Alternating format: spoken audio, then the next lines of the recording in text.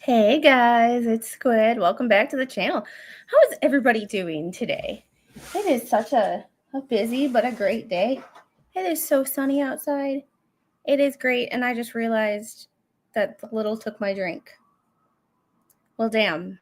So before we start reading, we're going to have to take a pregnant pause and as Judge Arthur says, and go get my water.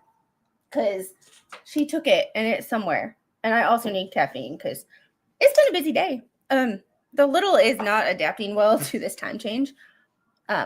So she is waking up extra early and then falling back to sleep, which is throwing off everything. But I've literally cleaned every room in my house today.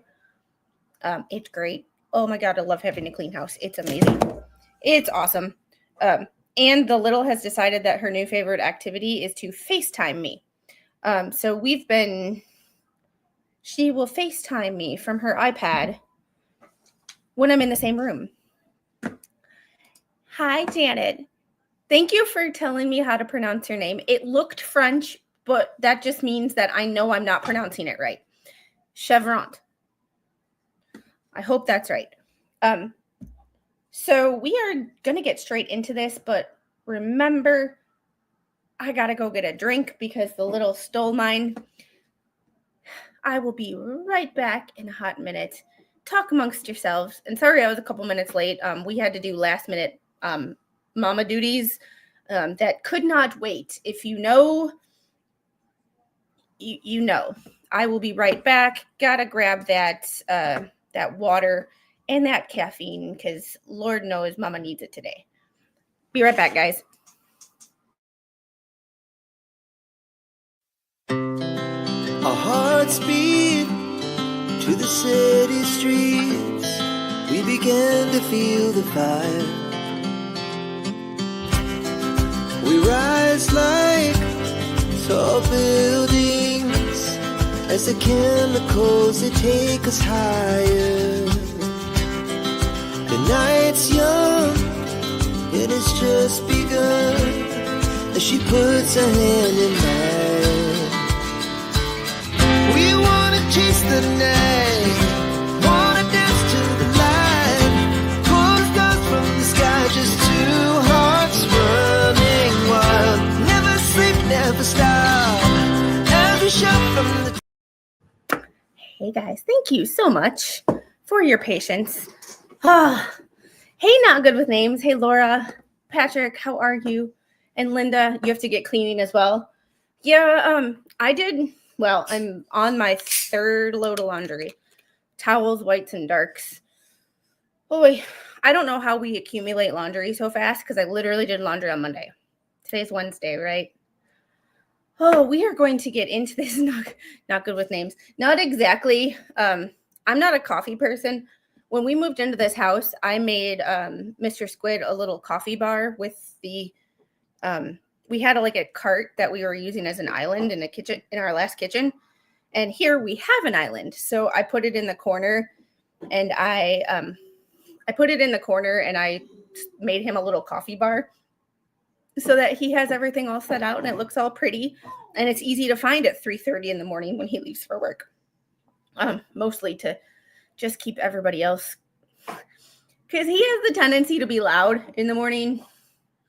So I try to make it as streamlined as possible so that it's not so loud, because he is loud. He is loud. I don't think he tries to be. I don't think he realizes that he is, but he is.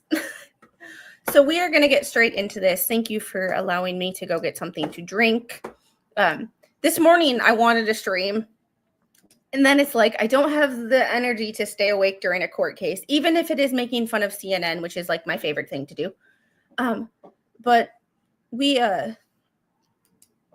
I also didn't feel like reading, no matter how juicy it is. Sometimes you just don't feel like reading, and that was this morning. I was like, let's just clean the house. I'd rather clean the house than read right now.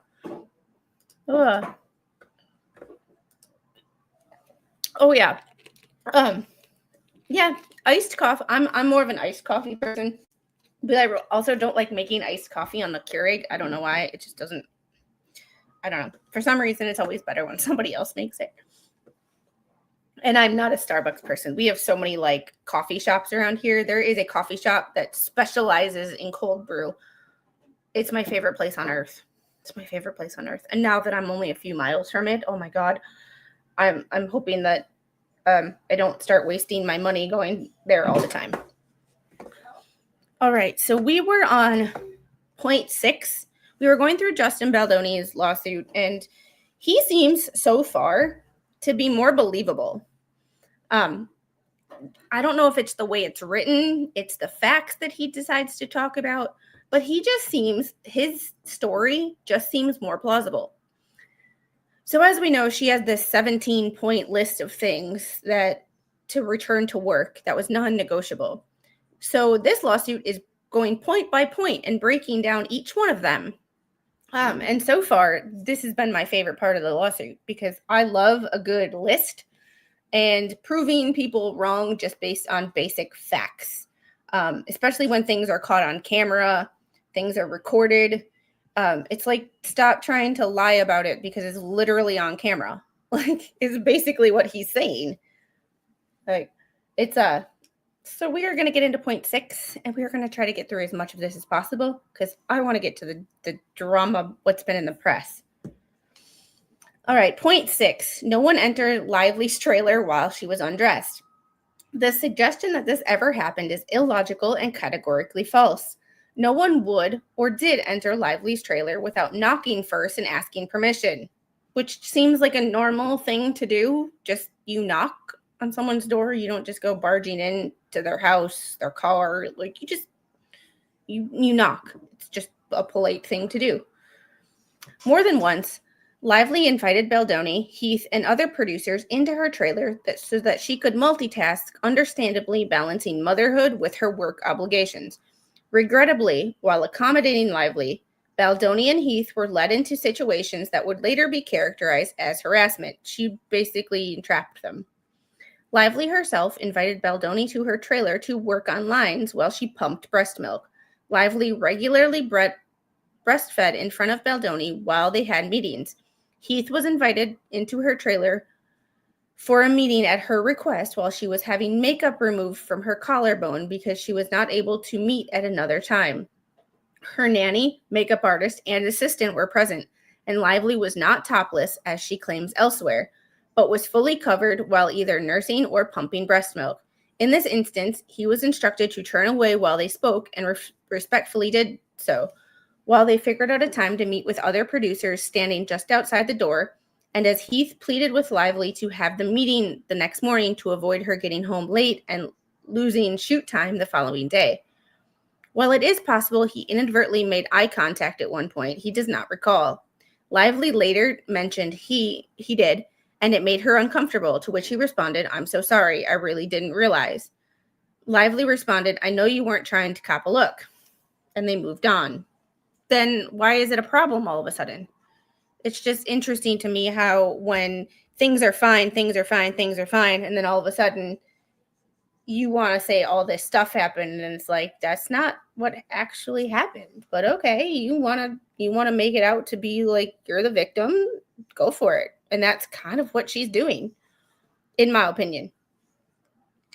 I have to go see what my child is doing. I hear something moving that should not be moving. Just a quick stop, can't stay, needed to press like that. I will harass you at a later stream. God bless. See you faster, Pastor. Baby.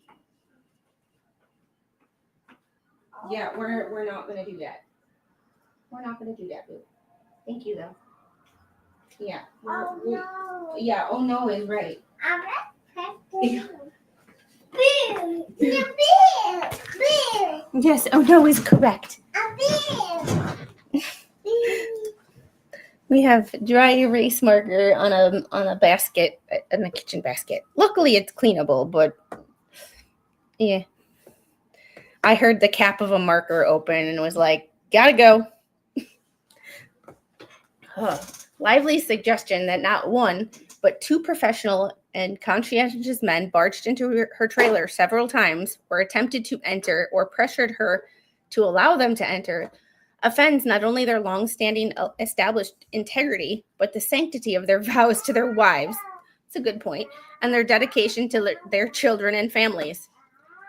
That's a really good point that I think people fail to take into consideration is this is not just like single men who can do whatever they want whenever they want as far as obligations or looking at other women. Like these are two married men with children.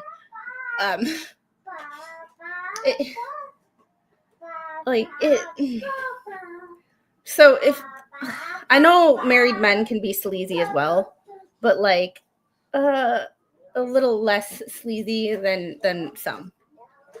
Lively is aware that both men are incredibly supportive and respectful of motherhood, to say the least. Heath's wife is a vocal advocate for postpartum mothers. Baldoni's wife co-founded a company that designed a breastfeeding garment, a prototype that originated with his mother when he was an infant.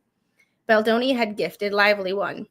While those facts would never be an excuse for barging in unannounced, it is indicative of the nature of their relationship with respect for women. Simply put, such allegations are categorically false claims that would have been wildly out of character if they were true. Point 7. No filming nude or smexy time except per nudity rider and no use of prior nude scenes without nudity rider. Oh, here we go with the uncomfortable stuff again. Hi. Can I see that? This is what we did. Would you like to come up here? Okay. It's about to get uncomfortable. Oh, thank you. Thank you. It's fine. We'll clean it.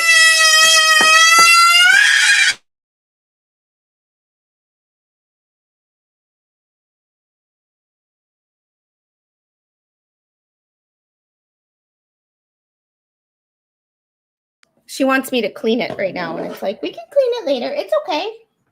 Mama's not mad. It's okay. It'll clean up. You're okay. No need to be upset. No, ma'am.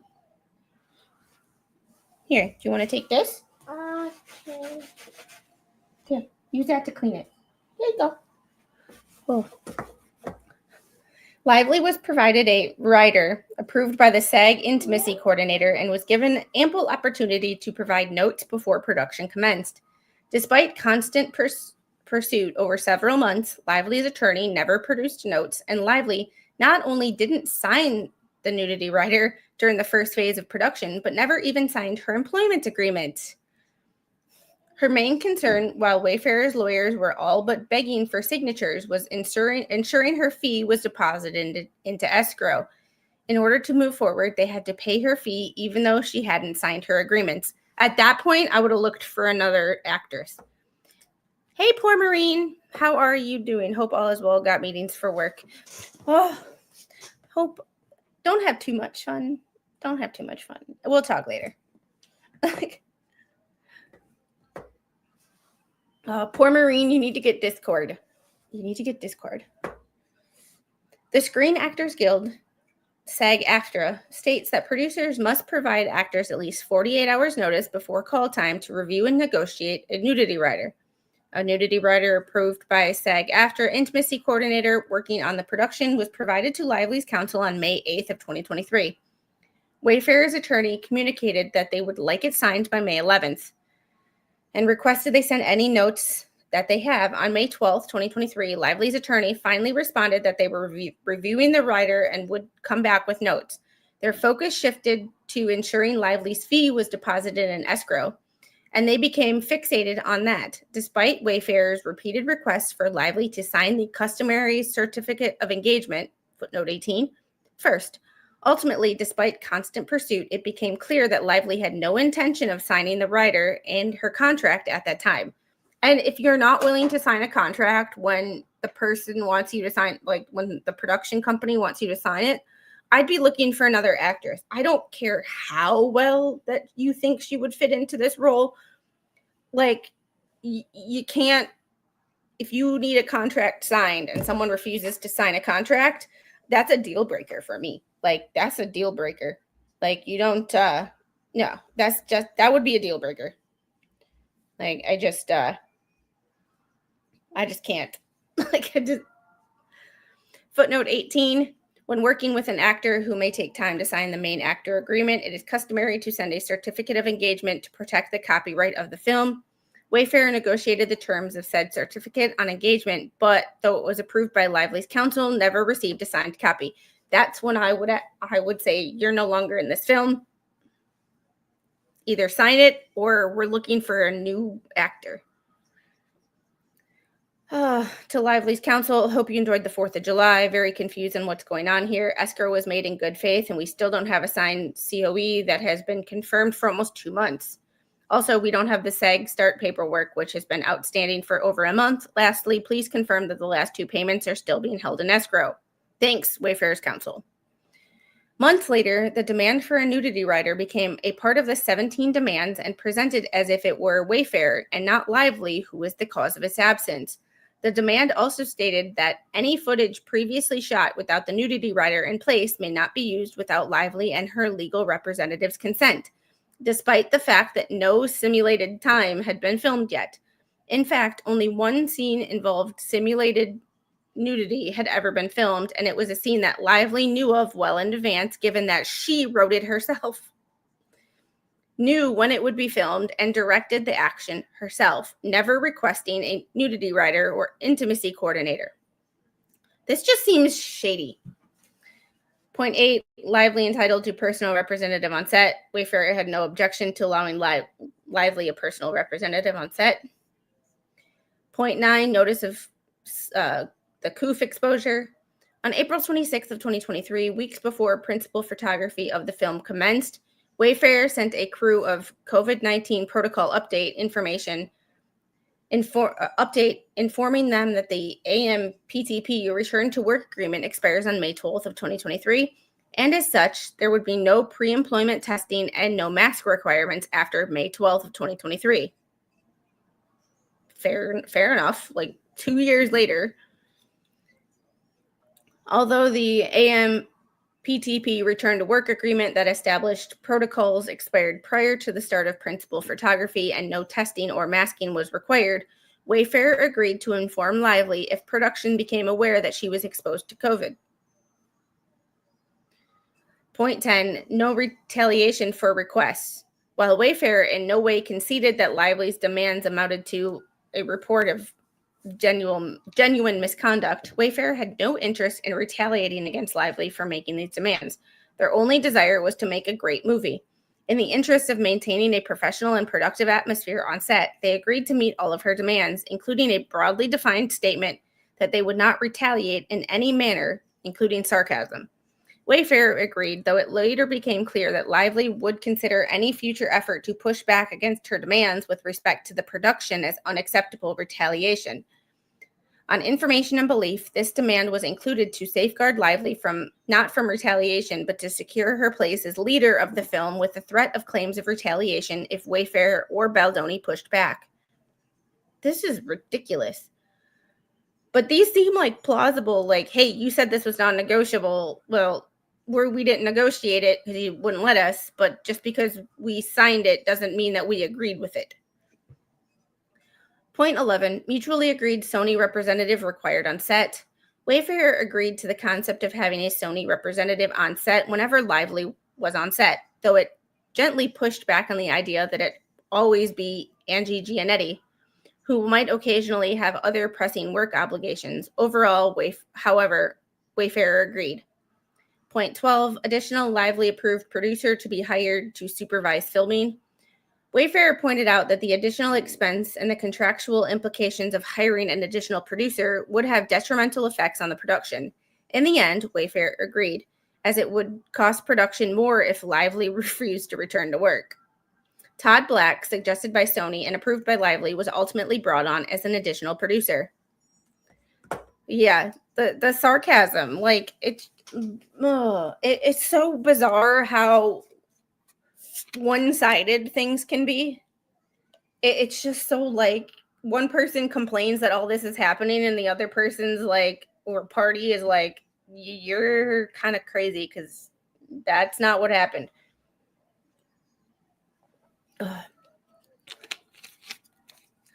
Point 13, existing third-party producers empowered to actively supervise production.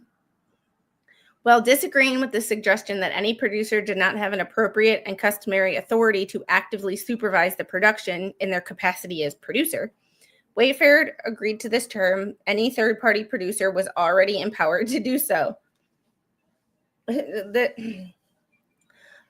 Like, some of their explanations are like, when someone complains, like I had a pilot complain, radio does not work in OFF position. And maintenance wouldn't let us just say, you're an idiot. Of course it doesn't work when it's off. But instead, they made us write out a paragraph of how we would do better. That's kind of what this is sounding like. Ridiculous that it would be like, hey, like, we have to agree to this in order to save money so that we don't have to hire a new actor if you're not going to come back to work. It's so bizarre. And this is diva behavior. This is completely diva behavior. When one side is just like, let's work, let's get to work, let's not have drama, and the other side's like, here's my list of stuff that you're doing to me and causing drama. It's like stupid. Like, it's just ridiculous. Wayfair used Lively approved body and stunt doubles for intimate and DV scenes. Despite not requesting this at the contract negotiation phase, Lively's pre-approved stunt and body doubles were fully acceptable to Wayfair, and so they agreed, despite the fact that was additional and unplanned expense to the film. I wonder how much she got paid. Oh yeah, my love language is sarcasm. I said that to Mr. Squid the other day, and he looked at me like, you're completely out of your mind. Love you too, hun. Oh, it's so funny. Like, he is completely my opposite in a way, but then on the other hand, we are so alike.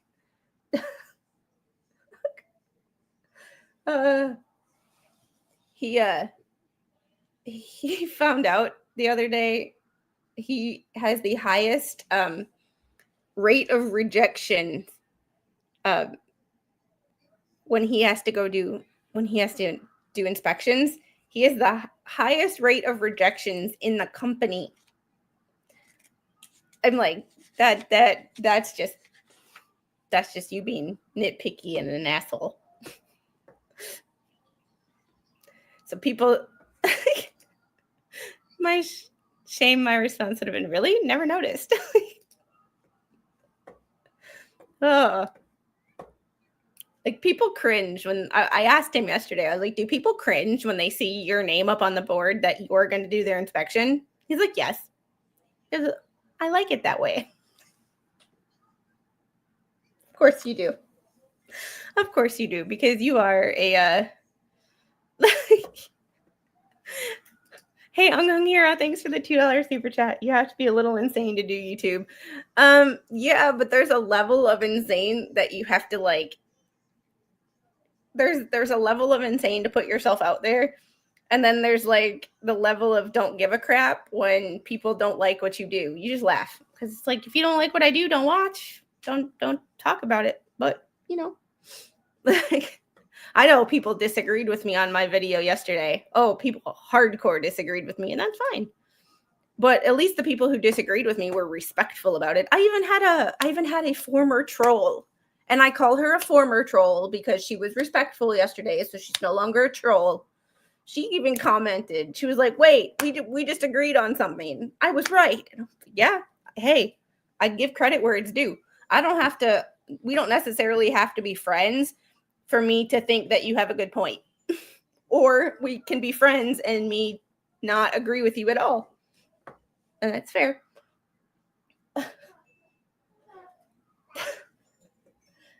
What, Angel?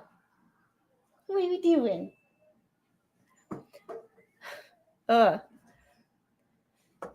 Ultimately, no body doubles were used in the film at Lively's request. Yeah, honey. So she asked for only her approved body doubles and then doesn't use any anyway. It doesn't make any sense. It doesn't make any sense to me that this would happen, because it's like, why do people go out of their way to make things difficult? Like she could have easily just kept her mouth shut and just not said anything and it'd be fine. Like, can I see what you had, please? Okay, you're good. Mama just wanted to see what you had to make sure we weren't going to make a mess. Lively and Baldoni displayed a courteous and professional relationship throughout phase 2 of production. Oh yeah. Oh, we have to have a conversation sometime about that new Netflix show, because holy crap. I've seen bits and pieces of it, and it's bad. It's bad. Imagine agreeing with someone 100% boring. Also, not even possible. Not possible. If you agree with no, it would be more to make fun of her out of touch and how out of touch with reality some people can be. And I think Markle fits into the same category as Lively, like out of touch. So out of touch. Hey, can I turn the volume down, please? Thank you. There you go. Volume down. Thank you. It would be kind of like when we talk about CNN. We make fun of them. Point 15, no filming nude or simulated smexy time of any actor's portrayal of Lily except per the writer, and no use of prior nude scenes without nudity writer, which they already addressed in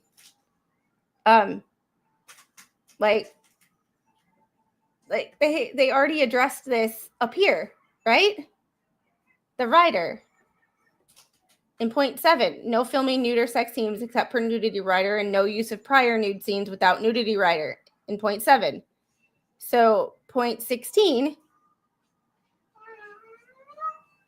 or point 15, sorry. No filming nude or sex scenes of any actor's portrayal of Lily except per the writer, and no use of prior nude scenes without the writer. This was an overstep, an attempt to expand Lively's right to her own writer to assert control of the writer for another actor. And I'm skipping over the nudity part because for some reason the phrase nudity writer just makes me uncomfortable, and I don't know why.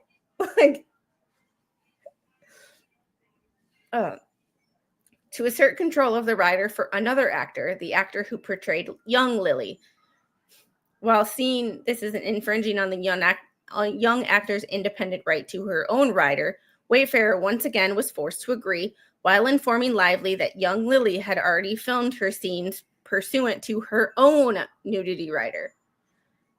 Point 16, all day players must be hired through talent agencies, not personal connections. This point appeared to relate Lively's misleading claim that Baldoni inappropriately cast a personal friend to play an obstetrician during Lily's birth scene. Baldoni casted an experienced actor who happens to be a friend is no different than casting Lively's sister, who was cast to because she is Lively's sister. Oh, that little tidbit right there. Oh, she's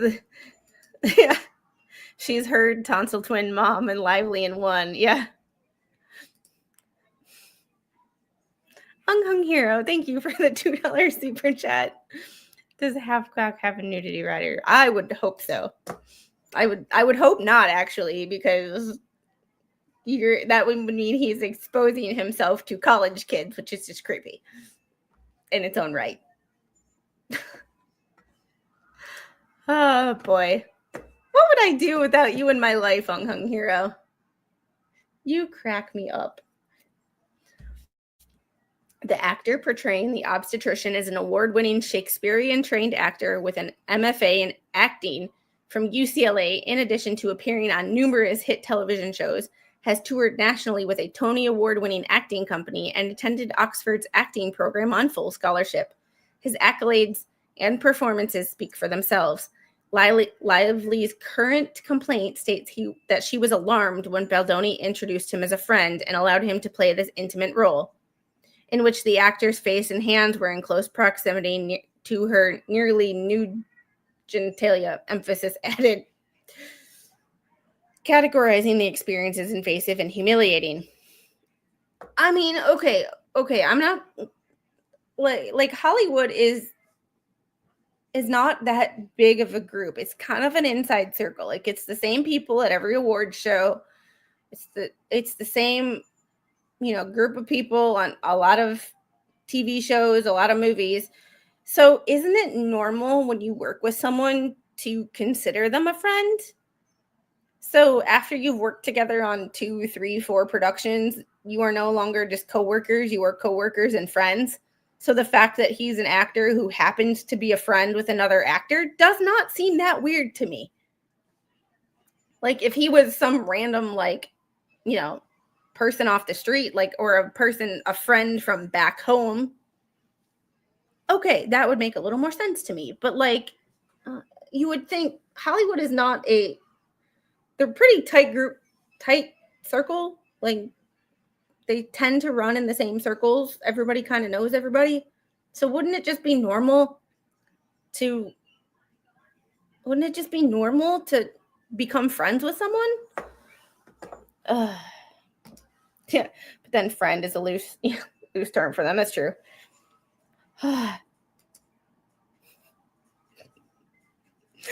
Oh my goodness. You would take the Baldo out of Baldoni, wouldn't you?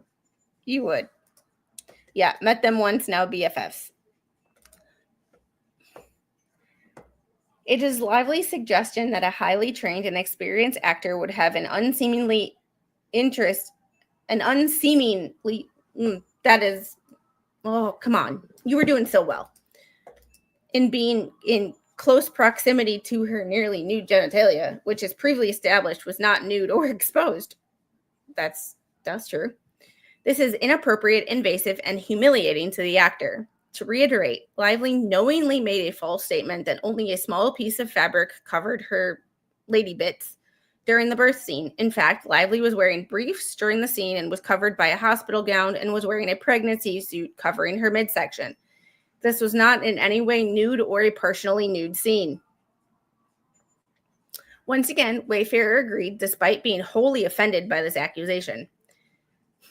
And I see why, if her lawyer said it was non-negotiable. So it's either agree to it kind of against your will and finish your movie, or you just wasted those months of filming when now she's not coming back and you have to hire a new actress, which you probably should have done anyway based on what happened even before filming started. Yeah. And the only person who's mentioned anything being on camera is Baldoni. His lawyer has said multiple times, which was recorded. I don't recall anywhere in Blake Lively's suit where it said this was on camera, except for the awkward kiss, where the awkward kissing scene that an article was written about. Hey, Allie, how are you? Gonna try to catch up. Hopefully we've stayed on track pretty much. That's what happens when I've kind of got my talking out for the day, or I don't feel like talking much today. It's just one of those busy days. Point 17, all hands meeting before production resumes. Wayfarer understood that this request to be a sincere offer to meet and discuss the needs and preferences of Lively and other cast members to ensure comfort and security while filming a movie that dealt with difficult themes. This has been my whole point. Like, you have to be an emotionally strong person, in my opinion, to film a movie about DV. especially when you are the victim of DV in that particular movie. And it can be emotional to talk about, to read about, but I can't imagine to reenact scenes like that. So to the fact that you have to be a very strong person, and I don't think that she was strong enough mentally to deal with this. Maybe she should have read the book and been like, I think it's a really great idea what you're trying to do. I'm just not the right person. But then again, money is a powerful influence on things, on people to say, oh, I can handle this. And then you really can't. Ask me how I know. In that spirit, Wayfarer readily agreed, believing that an opportunity to discuss concerns openly and to plan resuming production would be welcome. As well established, Wayfarer's good faith belief could not have been farther from the truth behind this demand. Lively, with the support of her husband, used this demand to justify an ambush of Baldoni and Heath on the eve of the first day of filming in Phase 2 of production. Importantly, Sony, who also had a representative on set, found the 17 requests confusing as well. This was to Jamie Heath from Sony Business Affairs. Jamie, taking a look at this following our conversation, no change in my mind from what we discussed last evening. Items 1 through 10, 15, and 17 are basically just yes, of course. Interestingly, I'm surprised that you don't already have a negotiated nudity rider in place, given the subject matter and content in the book. Or am I misinterpreting her comment? Items 11, 13, I'd want to hear more about what is underlying and what she's hoping to accomplish, respectfully, of course, in the hopes that some combination of the studio representative and the empowerment of Alex, presumably, whatever that means, again, hoped for clarification, might mitigate the need to engage additional A-level producer. Item 14 is another question mark, since it sounds like she approved the engaged stunt double. And item 16, I guess I'm confused about this one as well, and why the engagement of day players has found its way onto this list. Perhaps some of the upcoming sensitive scenes involve day players, extras, and this is an attempt to manage the perception of their professionalism. Anyway, again, hope another clarification point. Further, as discussed, overall, the tone of the response had to be part of denying the underlying insinuations, allegations, but doing so in a way that doesn't inflame or escalate further, since most of what's on the list, Wayfarer is acknowledging it or addressing. And of course, any unease on her part is paramount concern to the production, and you all are committed to working with her to ensure that she's comfortable with the plan and execution of the next few weeks in order to complete photography, right? I'm going to send a copy to folks internally and ask that our production attorney offer any assistance to redacted with respect to the drafting, etc., that they may feel the need. Best, Sony Business Affairs. Oh, hey, Brian, how are you? Someone gifted me a membership. Thanks, whoever you are. There was a membership war yesterday. It was either Carmen, spawn of AJ, or Duncan, Idaho, or Dwayne. They were the three people seeming to have a membership war yesterday. And there will be a membership live stream tomorrow, members only live stream tomorrow at like 2:30 with Musi doing a live reading. So yeah, they cater to everything from the sound of it. Yeah, it seems like they really did just cater to her and like, whatever you want, let's just finish this. Because at the same time, like, in their defense, I can see that, like, and this is where sometimes agreeing to things, you have to clarify that you were agreeing to things. You don't agree with what's in them, but you said that was non-negotiable. When you've spent millions of dollars on a production and this person that you're dealing with is going to cost you more money if they don't come back than it will be to just agree to their stupid demands. And it's not all of her demands were stupid, but it sounds like a lot of them were already part of production. She just wanted them to say it out loud. That's what I don't get. Before returning to production, Lively had an even more script notes and changes beyond what was already performed during phase 1 of production. In the face of these terrifying and false accusations couched as demands, as well as Lively's threat that she would not return to production, Baldoni realized he needed to cede control of the script to Lively as she wished. His film would be taken from him by threats and coercion, and there was nothing to be done about it. In an email to his team containing the notes on his revised script, he expressed his sadness and frustration over Lively's takeover of a film they spent years developing, writing, and funding. Having no energy left to fight, he sadly declared, was waving the white flag and submitting, and would give Lively 98% of what she wants. He also expressed serious concern over how to handle the intimacy scenes given the accusations inherent in Lively's return to production demands. Baldoni asked his producing partners to guide him, and he was rightfully afraid of the risk that something innocuous or not to Lively standards would very likely be used against him, as it already had.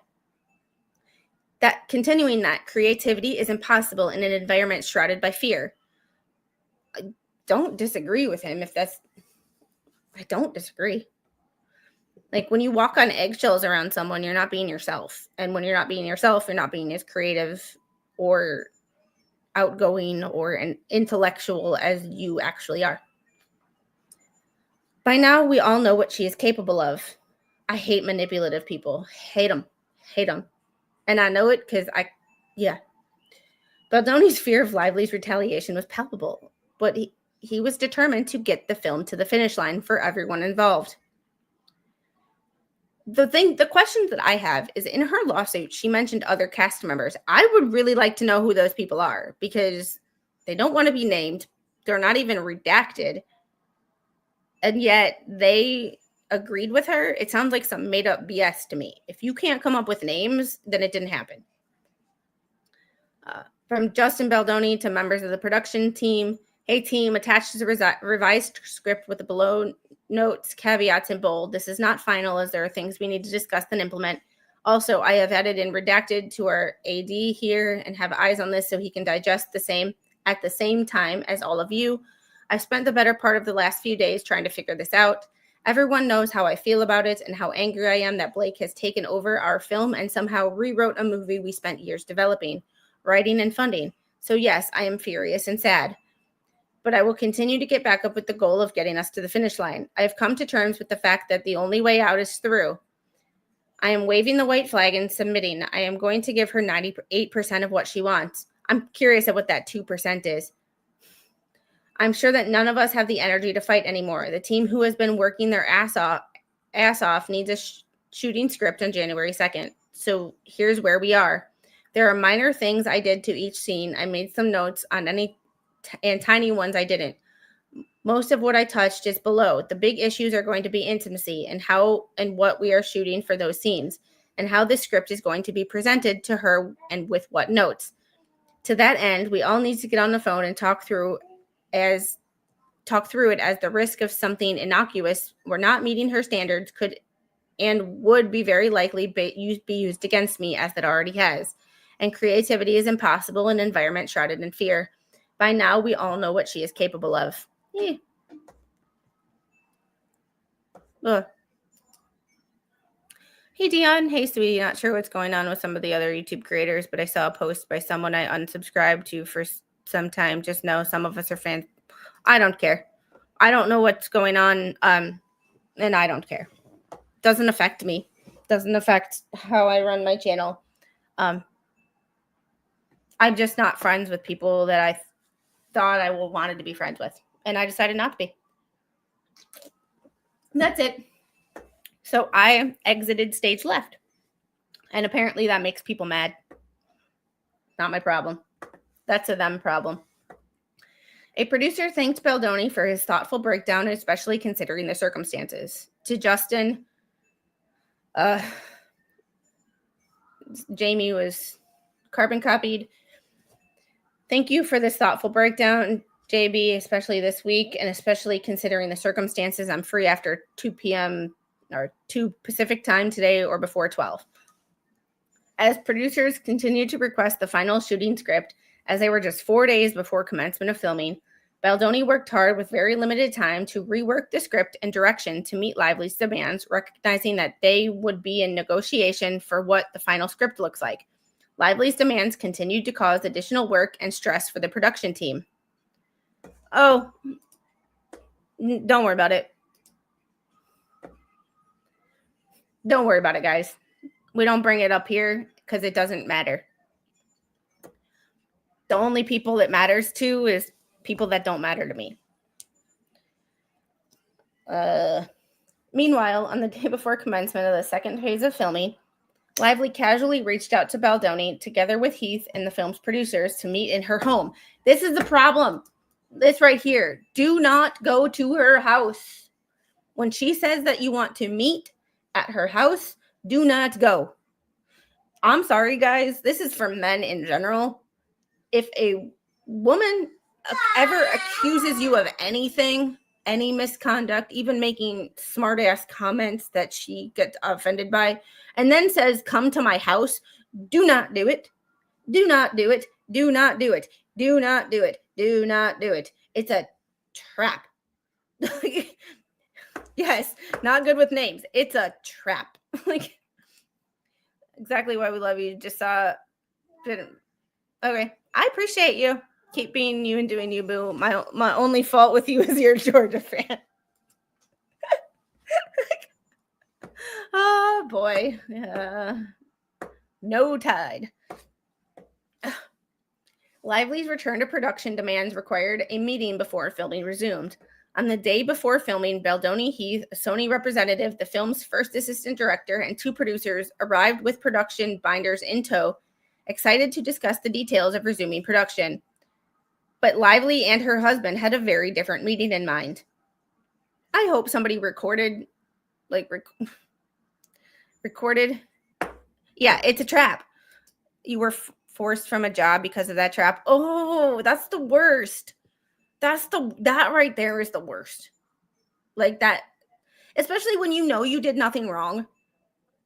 It's like, in this case, do I think Baldoni is like 100% innocent? No. Should he have done things different? Like, I don't know, not going to her house, or not even being in the room when she was breastfeeding, despite her saying it was okay. If that was me, I would have said no. Like, no, I'm not, like, I'm sorry. I'm not even, like, if like 4 or 5 people are there and she happens to be nursing, fine. But like, if it's just the 2 of us and your child, count me out. It's not happening. No, like, I'm so glad that I don't have a son. And like, I'm not that I wouldn't love a son just as much, but like, with a daughter, I physically know how to handle certain situations.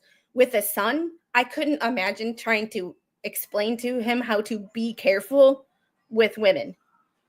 I could not fathom how to have that conversation and how to make sure my son was safe from predatory women who are just looking to be victims of nothing.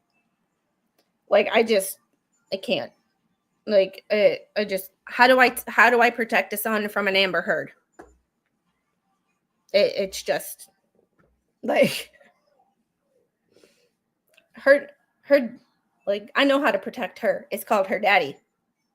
Like, you don't, yeah. Okay, so throwing back to someone that I'm not necessarily fond of. I don't like him. I don't think we would ever be friends. Mike Pence. People had a problem with him saying he would never be in a room with a woman alone who is not his wife. Hold on one second.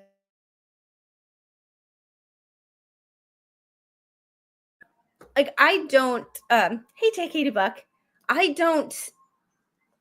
not a fan of his in general, but like, people were making fun of the fact that he said that. He said it as more of a religious type.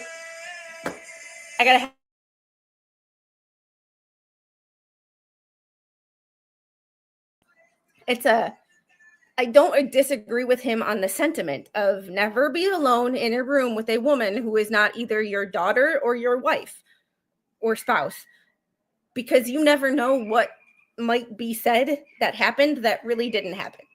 And the same goes for a woman in a room with a guy. Like, if it ain't your husband and ain't your family member, like, you better make sure that you have witnesses to whatever might happen. Like, if we had HR training on that, if you don't spend time with female coworkers, you're robbing them, rock and hard place. Yeah, it's the not being alone. The not being alone. Tomato 1016, how are you doing today? I have 2 adult sons that conversations have to start early. I can't imagine.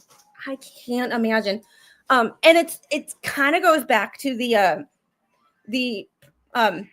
Patrick, I know I'm going to mention it only for this particular thing, but the Jeremy Hale's Rock in a Hard Place, if you film it, you're not afraid, but if you don't film it, it didn't happen. That is a very real issue. Well, if you filmed it, you weren't afraid. I filmed it to protect cover my own butt kind of situation. So I know it's a rock and a hard place, and I just can't imagine. Ugh. This is from Justin to the production team. Hey, buddy, unfortunately, it looks like we're not going to be able to send anything until Thursday night or so. I'm not quite sure how to handle, but I'm doing these small rewrites, and I'm going to be sending back to producers and all of you, and they are going to send it to Blake. And then we'll be in negotiation for a while on what the final script looks like.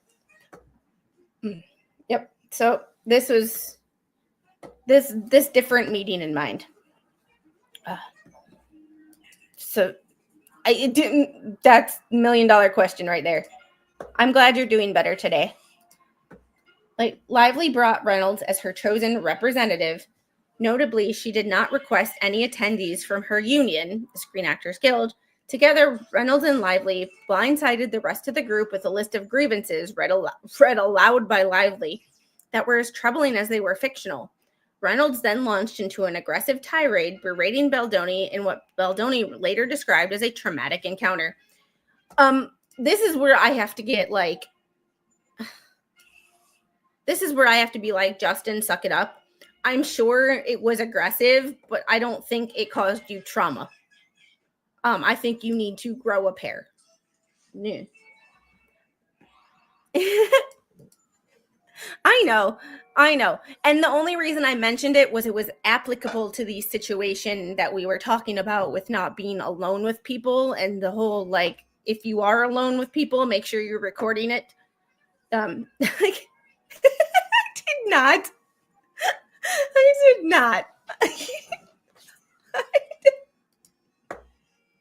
I did not. Prove it. Oh, I'm sorry. Y'all crack me up. I just know that you were the one who, Patrick, you were the one who wrote me, kept messaging me one day of like, you made it 20 minutes. You made it 25 minutes. You made it 30 minutes. And it was just funny. So the only reason I brought it up was because it was applicable to the situation that we were talking about. So union would have told her to shut up and get over yourself. But would they, being as soft as they are? I don't know. Soft people. Like, I am not the strongest person in the world. Don't get me wrong. There are things that get to me. But, like, you can't be soft about things that don't matter. And, like, describing this as a traumatic event, I guarantee you he was not traumatized. And if he was, he is more of a beta male than even I thought. As Baldoni later said, he had never been spoken like that in his life. And he's had a very easy life, because I remember standing in some Master Chief's footprints next to his desk, getting my ass chewed for something that was not my fault. And I had to take that, say thank you, and move on with my day like nothing ever happened. So, like, well, he would... I would love to see him in the military getting his ass chewed for something somebody else did. Reynolds demanded that Baldoni apologize to Lively for actions that had either never happened or had been grossly mischaracterized. Baldoni resisted apologizing for things he had not done. That I can agree with. That's a pet peeve of mine. Apologizing for things that you did not do. Like somebody had to, I was hanging out with somebody and they had to leave because they had an appointment, which I knew they had an appointment prior to hanging out with them. And they were like, I'm so sorry. I'm like, what are you sorry for? You did not do anything wrong. Like, why are we apologizing for when we don't do anything wrong? Like, I think that's a society problem, but that's just I point it out every time. one thing we're not mentioning is the abuse of children. My older son was abused by an older student and a teacher. The open communication cell was a hell of a lawsuit. He was 4. Sweet Jesus. Sweet Jesus. Oh my God. Well, I can't. I come with a warning of don't ask me what I really think if you were in a situation. Yeah, and I just tell people, my mother is one of those people, like, who apologizes for everything. She'll apologize for not watching one of my streams. I'm like, I don't. You are at work, like, or texting me when I'm streaming. Like, how are you? You just got off of work. How are you to know that I'm streaming? You did not, like, stop apologizing. I don't get, like, it doesn't matter. Like, it does, like, private school. Private schools are hard because in one sense they're better than public schools, but in another sense they don't have to follow the same guidelines as public schools, so you kind of get in this weird place. But so I can Baldoni not apologizing for things that he did not do, I can totally respect that. Like, because also if you apologize for something that you didn't do just to appease someone, they can use that against you of, well, he said he was sorry. It's like, isn't saying you're sorry admitting guilt? No. Just my way of looking at the big picture. I tend with some of these things to always look at the big picture and not, yes, what happens now, it might be easier if I apologize and just tell him to shut up. Like, it'll shut him up. It'll move the situation on. But how are they going to use that apology later? It kind of goes with the theme of yesterday of looking at the big picture and not taking such a narrow view on things. Like, whenever you write something to someone, assume that they're going to share it with other people. So be careful what you write. Like, it's just, it's just weird. I don't know. It's like the big picture and everything. Never just look at what's in front of you. While everybody else is playing checkers, you need to play chess. Hey, Erica, how are you? And congratulations. Congratulations. I am so happy for you. And I hope you're feeling all right today.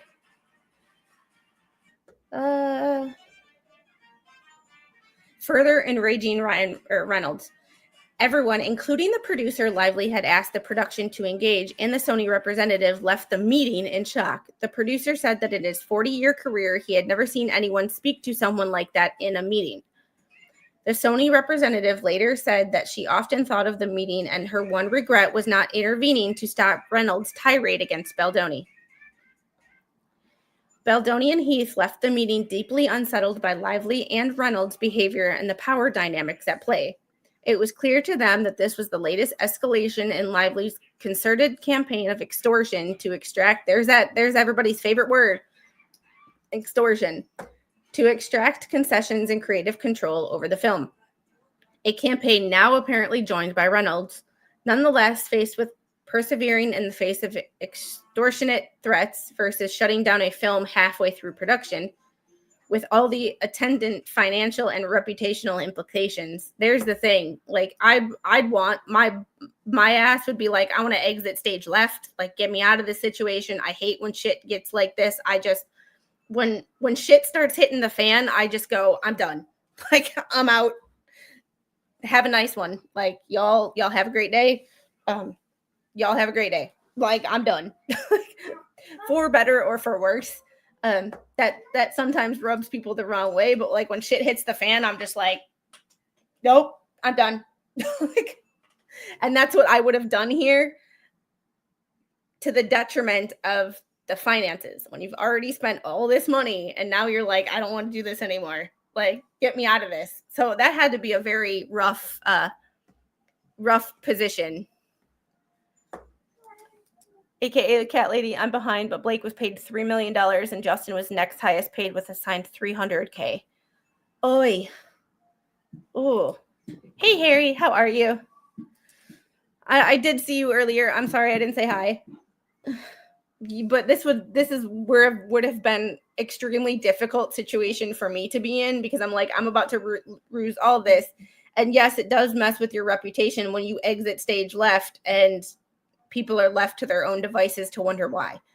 It's like, nope, I'm done. I'm done. Hey, King Paco, how are you? This is sound like it's getting spicy. Wayfarer had virtually no choice but to resume production and finish the film despite the newfound certainty that Lively was intentionally manipulating, distorting, and inventing facts to use as cudgel against Wayfarer. That's a word you don't hear very often. The stakes could hardly have been higher for Wayfarer. Financiers had invested substantial resources, hundreds of cast and crew members, and had endured months without work due to the strikes, and years of development had gone into bringing the film to life. Moreover, Baldoni and Heath shared a conviction that It Ends With Us could still provide a powerful opportunity to center the voices and stories of DV survivors. Like, you're putting stuff on eBay? Fun times. Like, I had a thing with that strike. Part of me was like, I really don't care, it's Hollywood. But then, as they mention here, hundreds of cast and crew members, people that aren't household names, don't make millions of dollars. They work in film, but they make just as much as, like, you know, they don't make as much money as the actors, but they're still vital to the crew.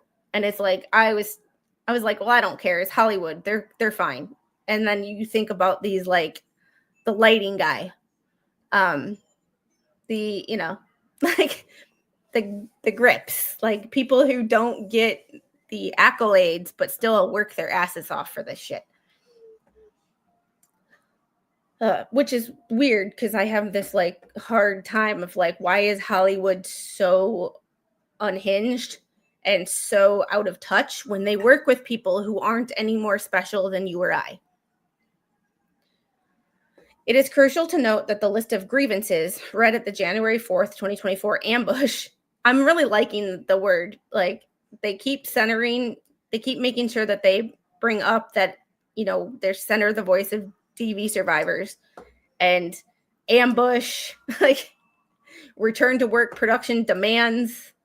Like, I like the word choice and the reinforcement that these were not, this was not a mutual thing. Were new, separate and apart from the 17-point return to production demands, and were never presented to any of the parties present, though Lively's CRD complaint misleadingly suggests the parties agreed to a list of 30 items.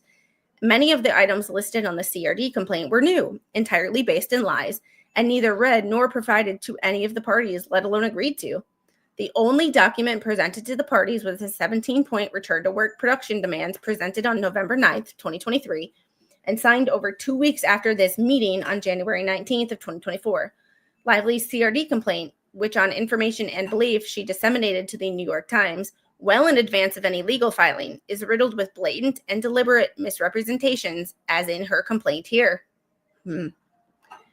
As Lively admits, filming resumed the following day and then concluded without any further grievances or references to the previous disputes by Lively. The parties agreed to implement and follow the protections for return to production to ensure that the film could be completed, marketed, and released safely and successfully. And it was. Production of the film resumed on January 5th and concluded on February 9th of 2024. The film has been a resounding success. Footnote 19. Now that Lively had unleashed Ryan Reynolds on Baldoni and Wayfarer, they felt powerless to oppose the couple. Just as Lively had warned in April of 2023, 9 months before, Reynolds would ensure that Lively's demands were met at every turn. Reynolds sounds like more of a simp than I thought he was, too. From then on, Lively would get her way, or else, unmistakably, Lively would use her carefully constructed paper trail to destroy Wayfarer, Heath, Baldoni, and the film. Lively completes her usurpation of the film. Sorry, I'm hearing. I heard something go crash, and then I hear, "Oh no!" So I just got to make sure that we're good.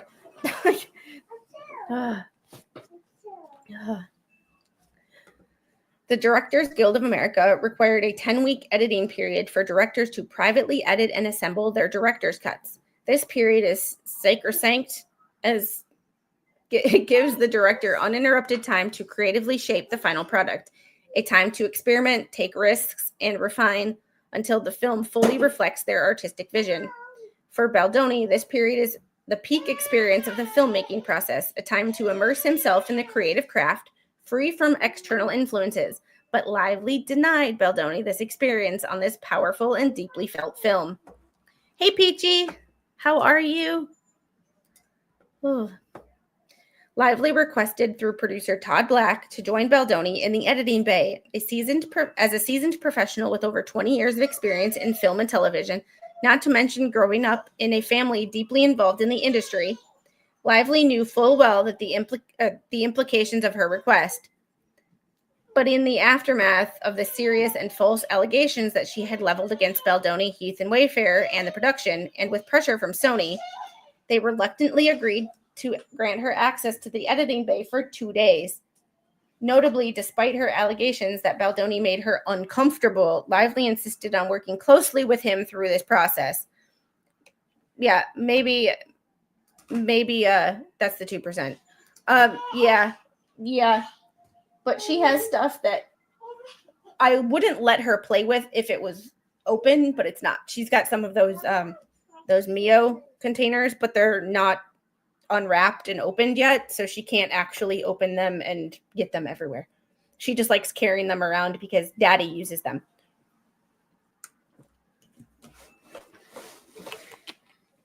What, Angel? Hi. What you want, baby? You want to say hi? Hi. Hey. Hi. You want this? No. You want the Giphy? I keep this close by. I can't find my little hedgehog. It's in a box somewhere, but I keep my Giphy nearby because everybody needs a good Giphy in their life. Oh God, I just realized I really look like that picture. Speaking of that, I found this. Who does that look like? And now we have the same haircut. The same haircut as I did when I was 6. Oh God. Oh, you're my Zen. Oh, I can appreciate that. Oh, I appreciate you, King Paco. No matter what is said or done when you are not in my stream, you're always welcome and respect. You've always been respectful here, so you're always welcome. No matter what other people try to do or say. You can talk all the King Paco, somebody told me that you talk crap about me in another person's stream, and it's like, as long as he's respectful to my face, what you do on the other 22 hours of the day that I'm not streaming, you do you. I hold no hard feelings against anything that's said about anybody or about me in any respect, because y'all, it takes too much energy to give a shit. Sorry. From Justin, 2/25/2024. Good morning, Blake. Redacted and I had a great chat the other day and let me know you'd like to come into the edit before you leave for your film, and I think it's a great idea. Why? I agree that we work really well together and all you've put into this film, and I completely understand wanting to give you notes and have input before you leave for your other movie. With that, I started my cut on Thursday, so tomorrow will be day 3. The movie is currently all over the place, and I need a few weeks to get it into some sort of shape to even present to you. What I would love to do is bring you in on the 18th and have us work together, or until you leave. Did I hear first week of April? Then once you are in Italy, as things progress, you can jump in on any free days or even on days you have a long wait between scenes. I'm also happy to send you progress, scenes, etc., any big changes that are made as well. As we all know, things change all the time during a cut. For me, the editing process is the time to try things and throw it all against the wall to see what sticks.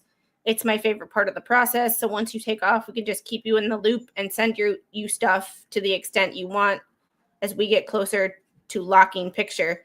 Thanks, Jay. Like,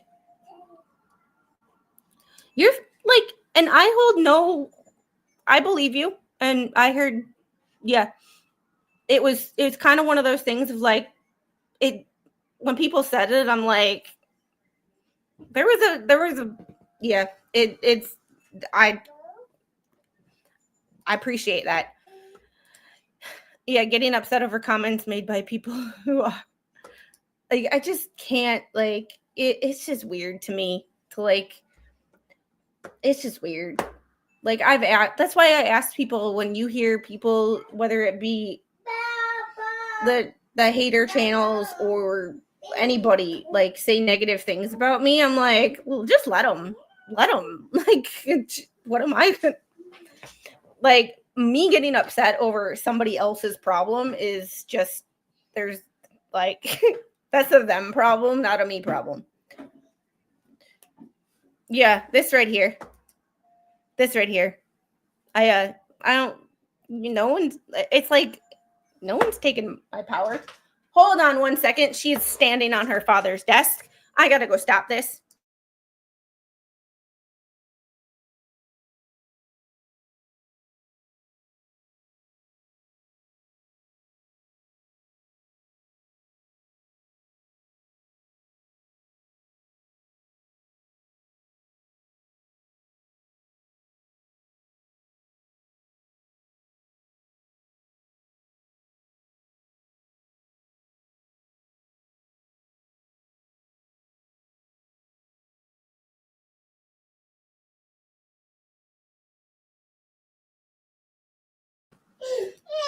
Oh, like, she was not only standing, she was walking across his desk. The last thing I need is for her to fall and hurt herself on this floor, take out his computer, because he's got a gaming setup. So, like, I probably have the better setup, but I put more time in it. She's doing it again. Get down. Get down.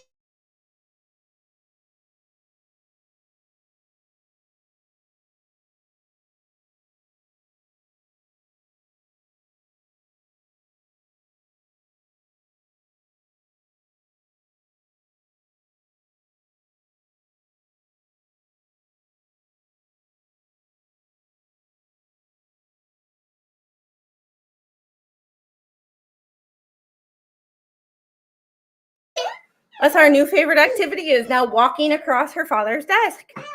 Like, oh my God. Like, I'm not saying like literally just climbing up on the chair, getting up on his desk, and walking across his desk. Oh, wait, how to give mom a heart attack in 3, 2, 1. Oh, like, because I could see her head over my monitor. I'm like, she's not that tall, and our chair is over here. His desk is right next to the chair. Because that way, when he games, she sits next to him and watches him. And she sometimes falls asleep in that chair. From Blake, hey, thank you for the note. I appreciate it. I'd love to be in the passenger seat with you as soon as possible. I don't need you to formally present anything. I understand you've just seen the first assembly and have a mountain ahead of you. I'll be invaluable to you in recall alone as you put together what you're looking for. I've also been rewatching all the dailies that they didn't want to give her. Reminder. Ton of nuanced gems. The sooner we put our heads together, the better. Very excited to dive back into the work. Let me know. B. The fact that they sign. Okay, does anybody else have a problem with this? And this is just a complete side note of like it.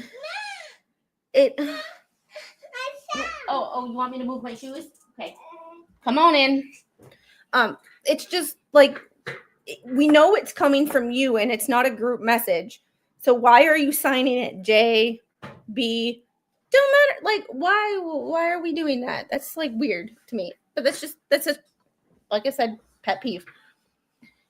Hey Blake, I hear you, and I do know how helpful you have been and will continue to be. I do need some time to get sorted out with my editors and wrap my head around the film itself. I will reach out to you at the end of the week to let you know the progress I have made so we can figure out the best time for you to start with me. Thank you. In March and February and March of 2024, Baldoni acceded to the request that Lively be let in on the editing process. It's just so weird. Like, like at a certain point in time, I would want to be like, okay, you do you, and just let me know when it's done, and I'll take a look at it. Like, I don't need to be a part of the process because that's not my job. And as much as I like to be involved in things, when things aren't necessarily my job, I just let people do theirs. Some can call that lazy, others... No. Here. No. Here. No. Here. Yeah. Yay. Hey, just checking in. Hope you're hanging in there. We're going to get through this, damn it. Thanks for checking in. I've sat with it, and the best path forward is spiritually, and what's best for the movie is that I suck it up and let her in. I've sent a message requesting that it start on the 18th and that we would just let her in until she leaves, and then her cuts and updates throughout the process. I'll let you guys know what she says. Thanks for being awesome, Dream Team. We got you. I think that sounds like a very good plan on all fronts. Side note, I offered for her to join on the 18th. She replied that she'd like to join now because she'll be invaluable to me if she knows every take. I'm going to stick to that date and see how it goes and what comes next. Oi. This would have been my response. Oi. Oi. Stick to it. And see, and this is when I'm like exit stage left because I'm like, I don't want to deal with these people.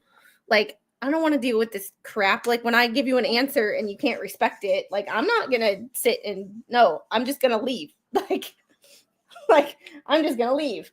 Like, my MO is just to leave. And having to stick it out is like, oh my God, this would put me in panic mode because I'd be like, no, I'm not walking on eggshells. I'm just leaving. When you get a moment, could I please get an ADR line from you for the karaoke scene? And you don't do casual, I'll send you an audio reference. Oh boy. And then this is just more of like more text from Justin. Also, I think a valuable thing to do next week is going to be part of both of your systems to get set up in a way that you'll be able to find all takes very quickly based on what you're both comfortable with. Because I know for a fact that this is going to be something that Blake is going to end up doing. And I think that's supposed to say the less time we can spend searching for takes, the better it's going to be for the overall process. It's like for Blake, should I say 9:30 to 3 each day? That gives you guys 3 hours for extra notes and other things, or 10 to 3. 10 gives us wiggle room for any powwows before we meet with her. Either works for me. It's good to have a time before and after. Later in March of 2024, Lively continued pushing for her demands as what had been a 2-day collaboration extended into 10. Oh. And that's like when people overstay their welcome. Like this when people overstay their welcome, that's also like you don't want to be rude, but you just want to be like, go away. Go away. I'm that type of person where I'm like, just gonna, yeah. I don't want to be rude, but then like it ends up coming through as rude because I don't say anything until I'm like, I'm done. Like, I'm done. And then it's like people get offended.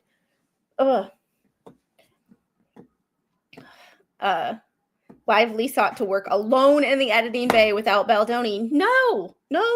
This is not your movie. You are an actor in this movie. What, Harry, are you laughing at me going, I'm out?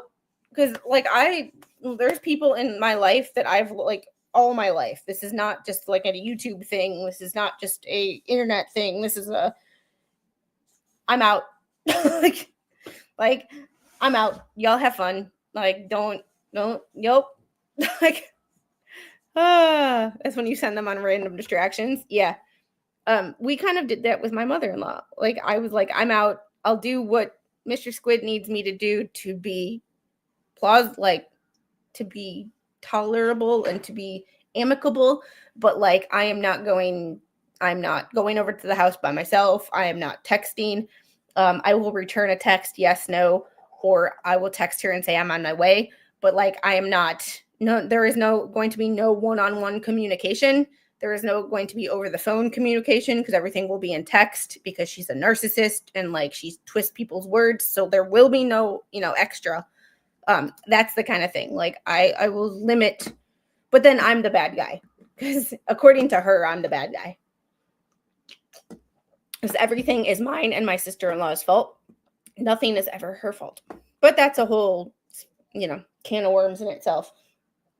Side note, my mother-in-law told my sister-in-law, she called her some choice names. And when she was supposed to be apologizing, goes, I'm sorry, that's not your fault. That's just the way God made you. Excuse me? And my sister-in-law has to be like the nicest person on the planet. Like, does not like conflict, likes everybody to get along, super sweet, like the sweetest aunt to baby girl ever. Like the sweetest. And yeah. And I'm like, this is why we haven't seen her in a year. But she's the wicked bitch of the South. Oh. So that she would have full control, though Baldoni incorporated 7 pages of her notes into his edit at the very start and constantly kept her involved in every subsequent edit, despite having absolutely no obligation to do so. Lively was not satisfied with merely collaborating. You just didn't call him King Taco. I'm hoping that was an autocorrect. Otherwise, that just made my day. Y'all just make me laugh. I love you guys.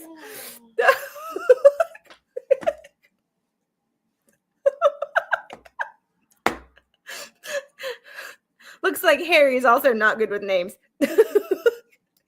Harry, I love you. Oh my goodness. Sorry. That broke me.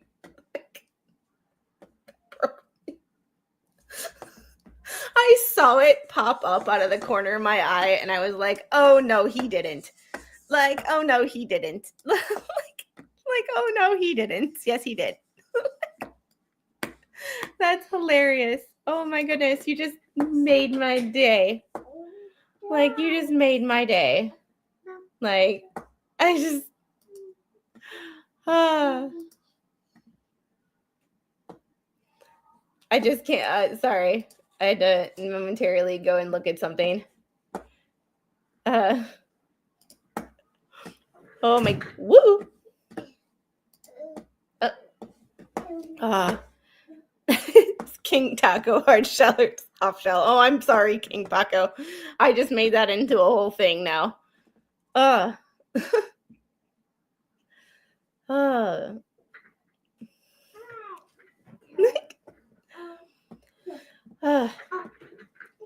Despite having absolutely no obligation to do so, Lively was not satisfied with merely collaborating with the director.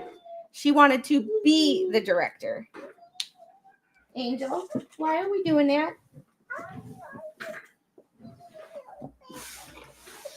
Oh.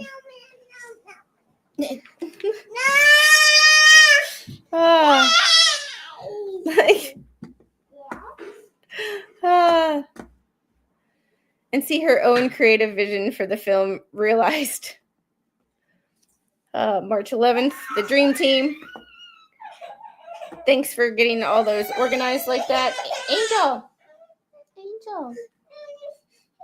Well, you moved it there. Come on. Okay. Thank you.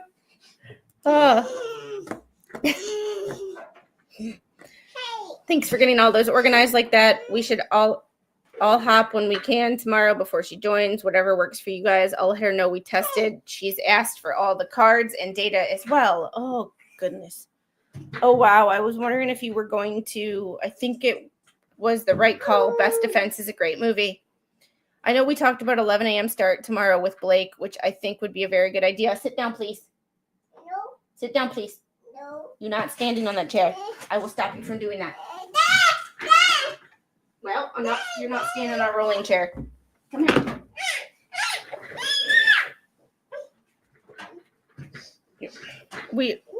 Hey, Sticky Widget. How are you? I haven't seen you in a couple days. How you been? No, you're not standing on a rolling chair. It's not happening. But she's standing on her dad's chair, like standing up. And it's like, no, we're not standing. There's certain boundaries that mommy will not cross. And that is one.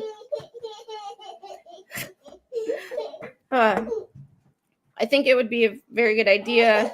I think it's important that we meet with Redacted beforehand in the morning so we can launch her work on music while we're working with Blake. Also, she's fresh eyes, so we can talk to her about things that came up from the screening. Good morning from Redacted. From Redacted, FYI, Blake started watching the movie at 8:30 a.m. today on Pix. She did not watch this weekend. Yeah, she just texted. She was just starting. Shall we meet in my room at 9? Better to meet Redacted since she will have access to yours just in case she comes on early. She doesn't have it yet, but happy to do that. Oh. Nice. Flip it. Yeah, that'll send a what do we want to do about the falling in love montage now that I've gotten reel 3 off to music? I'm looking. Wait, 1.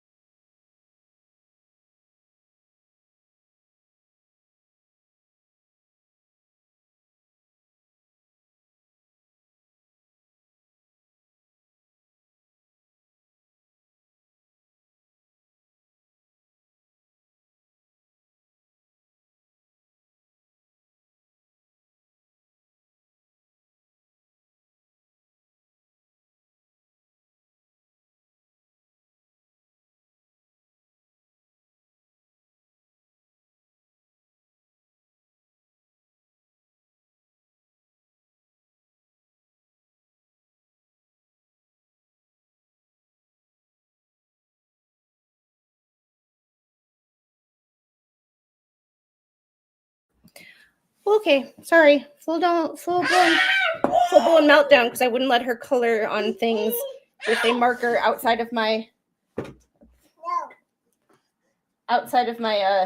my eye line.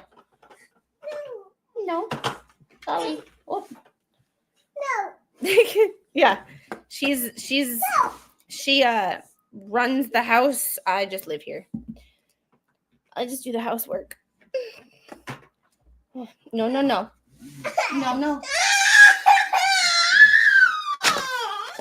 Angel, you're fine. No. Well, I got nothing for you then. You're fine. I love you. Come here. You need a hug. Somebody need a hug? No, nobody needs a hug. Nobody needs a hug, apparently. What do we want to do about the falling in love montage now that I've gotten reel 3 off to music? I'm looking through reel 4, and I see that there are 2 cuts from the walk and talk first kiss scene in the love montage. The first one is obviously from that scene. The second one I think we can get away with. I just spoke to Redacted, who's been through all the footage, and he says there's just no more kisses from the scenes that weren't already in the movie. I just did a version of just taking out that first wider walk and talk kiss. Seems to work well. Ugh. I think we have to wait on this until we resolve some of the other Blake notes of sex romance after Atlas. We may pull the onesie, whatever. Certain things that I just don't feel comfortable reading on YouTube. Blake wants to know when you could be there next week. I can fly on Sunday, Monday, up to you guys. And would you prefer to be there or edit from home? I honestly don't have a preference. And so it begins. This editor 1 sounds like my kind of person. So it begins. We could push for you to stay home. It's up to you. Both have pros and cons. I want Blake to feel like she's getting what she wants. We can move on from this need of hers. For the record, she's been getting what she wants this entire movie. I understand. And she's getting to edit, which is what she wants. Let's remember that. Yes, and yet, true. I don't want to give her any opportunity to say, well, because Redacted was in LA, we could only work certain hours, so I need more time, and I didn't really get what I needed, or whatever it may be. Point is, if you feel it's best and you want to go, there's no problem at all. And also, if you would like to stay at home, that's something we can say. I just want you to do what's best for you. That's a good point. Editor 2, I appreciate your protection and thought. I'm truly game for going if that's what she prefers. If she doesn't care, then save the money and have me work from home. Editor 1 sounds like me. Oh my God, Editor 1 sounds like me. You're definitely nicer than I am. I wouldn't want to stay here and make it less convenient for her. I would want to stay here and make it less convenient for her since she's going to be on a completely different time zone. Justin has bent over backwards for her for months on end.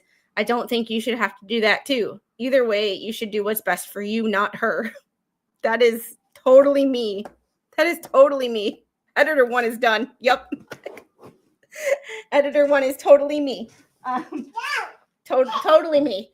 Like, yep. Totally what? Hey, Elizabeth, how are you today? Hey, Sir Frank. Yeah, here. You want a drink? Here, baby. Here, get a drink. No. Here, baby. Good to go. Take a drink. Hold on. Take a drink. Take a drink. There we go. Well, you know, sometimes you gotta live and learn. How are you, Sir Frank Otter? Yeah, Editor 1 is totally me. Like, I'd be like, I'm done. Like, don't make it any more convenient for her. No, you're done washing your hands.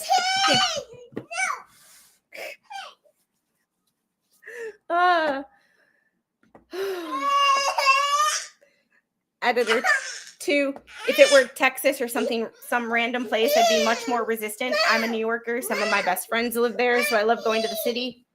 Both. Come here.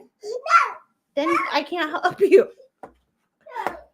Both Redacted and are leaving town on trips this week as well, so it's not too complicated week for us.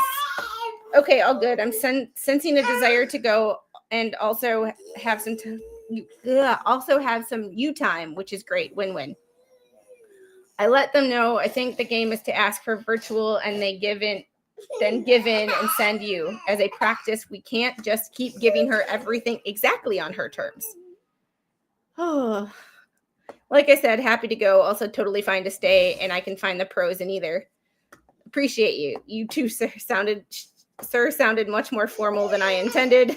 All good, ma'am. I knew that was a woman. I knew Editor 2 was a woman because she's like, I'll go. I don't care. I'll suck it up. Much better person than me. Because I'd be like, I'm out. Nope, I'm not going. Nope, not going. Not going to make life convenient for her. Make her stay in Italy. Tell her I demand to edit in Italy. So are we keeping the thrust? I'll drink to that, of course. I was planning on drinking anyways. That's totally me. Editor 1, I promise it's not me. But Editor 1 sounds like me. That's going to end up being a Blake call, honestly. If you can get her to keep it in and it's in the movie, when I get back, it can stay in. She has approval of that scene. Did you get something on your toe? Did you stub your toe? Oh, should I kiss it and make it better? Here, baby. You took my plate. It's right there. Here. You took my plate. There you go. Here. Here you go. Here you go. Pour them all out onto the plate. There we go. That way we don't spill them on the floor. Here, baby. Good girl. Thank you. Love you. Too. You too. Well, thank you for being patient with me. Me having to be mom first, YouTuber second. Oof. Even for young Lily, I was just thinking the same thing. When she claimed she was unsafe, she redid the nudity rider to get approval of young Lily too. Got it. In my head.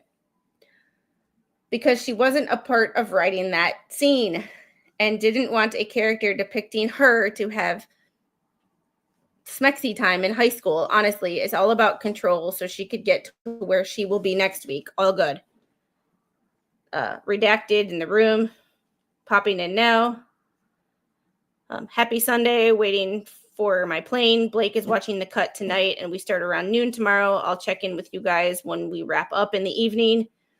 Sounds good. Safe travels. I really think something good might come of all this. So far, every time this movie came up against adversity, it somehow worked out to make the movie even better. Why stop now? It's going to be great, and you're the perfect person for the job. Safe travels. We just finished up for the day. Editor 1 full day. Great. Should be all chat. Yes, but let me get out of the building. Then I can call. That was my thinking exactly. Of course, Jamie would like to join. Thank you again. So sorry you have to be in this position, yet no one better suited. Grateful for you. Oh, that was a lot of text. Finally, in April and May of 2024, Lively's extortionate threats coerced Sony to allow her to create her own cut of the film, a right that is exclusively reserved for directors at Wayfarer and Sony's expense. And despite Baldoni and Wayfarer's rightful protest, Sony's reasons for acquiescing to these beyond unreasonable demands were clear. Sony told Wayfarer that in no uncertain terms that Lively refused to promote the film unless her demands were met. Wayfarer, feeling increasingly cornered into agreeing to Lively's demands, attempted to at least require that Lively finally sign her engagement contract if her demands were to be met. Even this basic ask was refused. Sony urged Wayfarer to give in. Oh my God. Sony executive, Jamie and I have redacted on here too. Redacted has gotten Blake to approve the trailer we want with our narration, the chair kick, the bruise, etc. And Blake is calling Taylor to approve the song. Jesus. She, of course, reached out saying that she is asking for time with Redacted, her editor. We know it was conditional on signing contract, but asking if you will reconsider so Redacted can release this trailer and Blake does not change her mind, recalling Taylor Swift. Oh, my goodness. I'm available to talk on the phone. Call me if you're free. You guys don't want to play ball. Angel, who's calling? Your dad. Who's on the phone? Somebody is FaceTiming her, so hold on.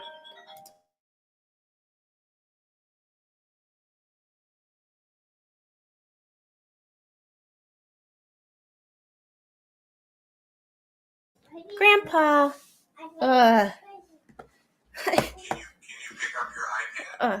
You guys don't want to play ball. You're going to delay and greatly hurt the movie. Good luck. Oh, Sony executives, damn you. That is only if you want to make this date. We're going to need to finish director cut, and we can have multiple previews down the road.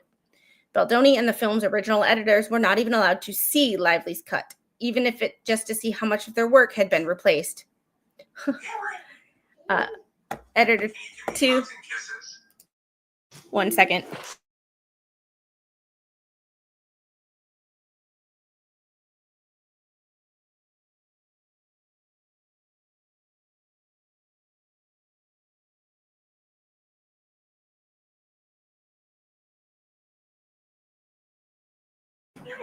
Grandpa for the win. I hope Blake got a copy. No, don't think so. Wouldn't matter anyways. She has her mind made up. We will focus on what's best for the film. It will all work out. Well, we're out in the world. Just curious if you guys have peeked at her cut, if anything has changed. I have just been told that we are not permitted to look. Haha, wow. When did that happen? As per Sony this evening through Redacted. Wow, okay then. The editors and director isn't allowed to look at an actress's cut. Got it. Well, here we go. We will keep taking the high road. Hi, baby. I know the best for you. Yes, there you go. Still believing that in a sane and just world, despite Lively's continued extortion, an actress would never be allowed to usurp his legal right as a director to create and release his cut of the film. He assumed that Lively's edits would simply supplement his work, thus Baldoni continued refining his director's cut. But as Lively threatened to refuse to promote the film or approve any related marketing materials such as trailers, posters, and social media posts, a doomsday scenario for this major motion picture, Wayfarer and Baldoni were extorted into acquiescence to more and more demands. This including co-funding, together with Sony, a friends and family screening of her version of the film, which they had not approved or even seen. Sweet Jesus. Entirely at Lively's insistence. And then they wonder why they accuse her of taking control. It's because that's what it sounds like.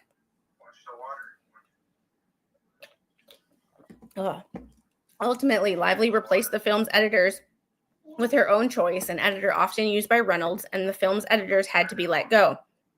She also replaced the film's award-winning composer with composers from Reynolds' recent project, even though the film's composer had already finished the score with an orchestra, which is costly.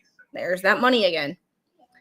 Sony supported Lively's demands and even enforced her dictate that the film's director and editors not be permitted to even view her cut. Wayfarer and Sony found themselves in the unprecedented and uncomfortable predicament of having two competing versions of the film, one made by the film's actual director and one made by a person with no contractual or creative right to even approach the editing bay, let alone make her own cut.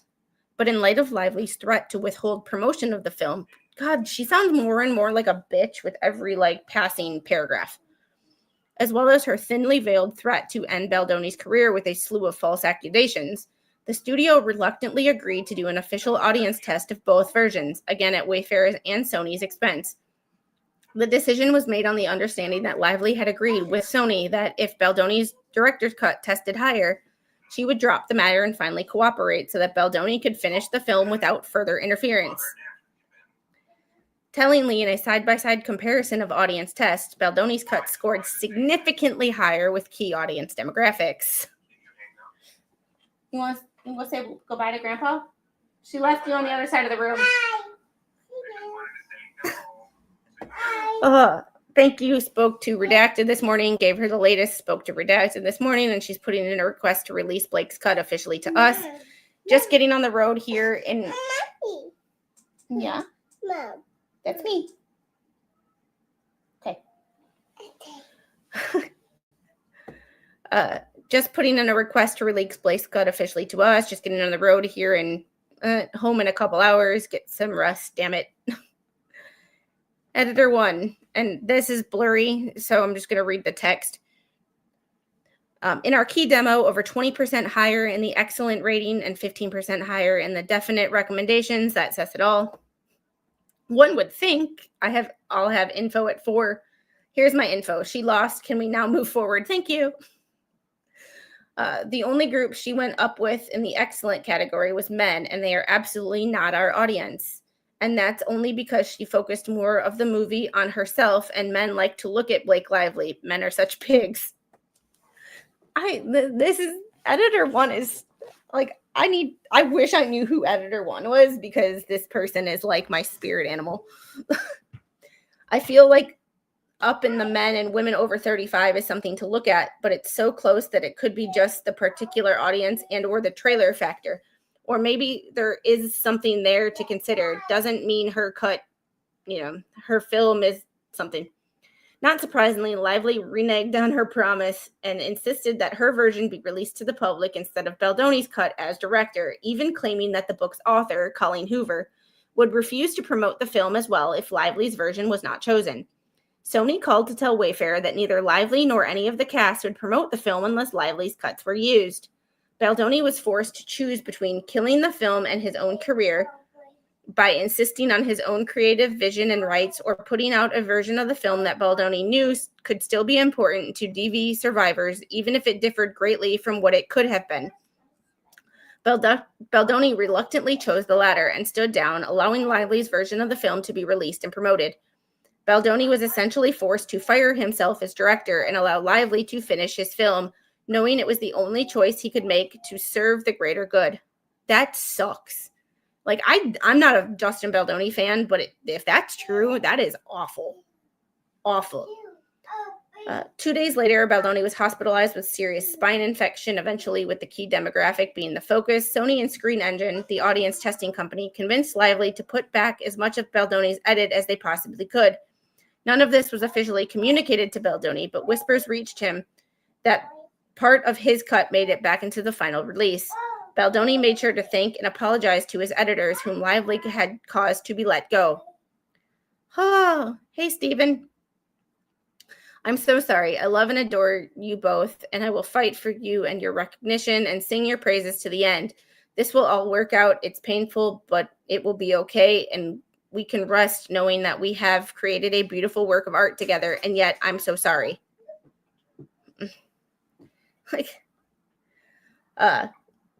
Hope ADR went well, being admitted for 3 days, potential infections. You have a real reason to why I'm not doing ADR. I love and adore you both. Thanks for standing by me through all this. You guys are amazing. Holy cow, feel better. We didn't want to bug you during all of this, but our secret source has let us know that the new version they are previewing tomorrow has a bunch of our version put back in. We just have to keep it quiet because we want to keep our back channel open. Feel better, get well soon. We love you, and all of this craziness, health and movie is going to work out, damn it.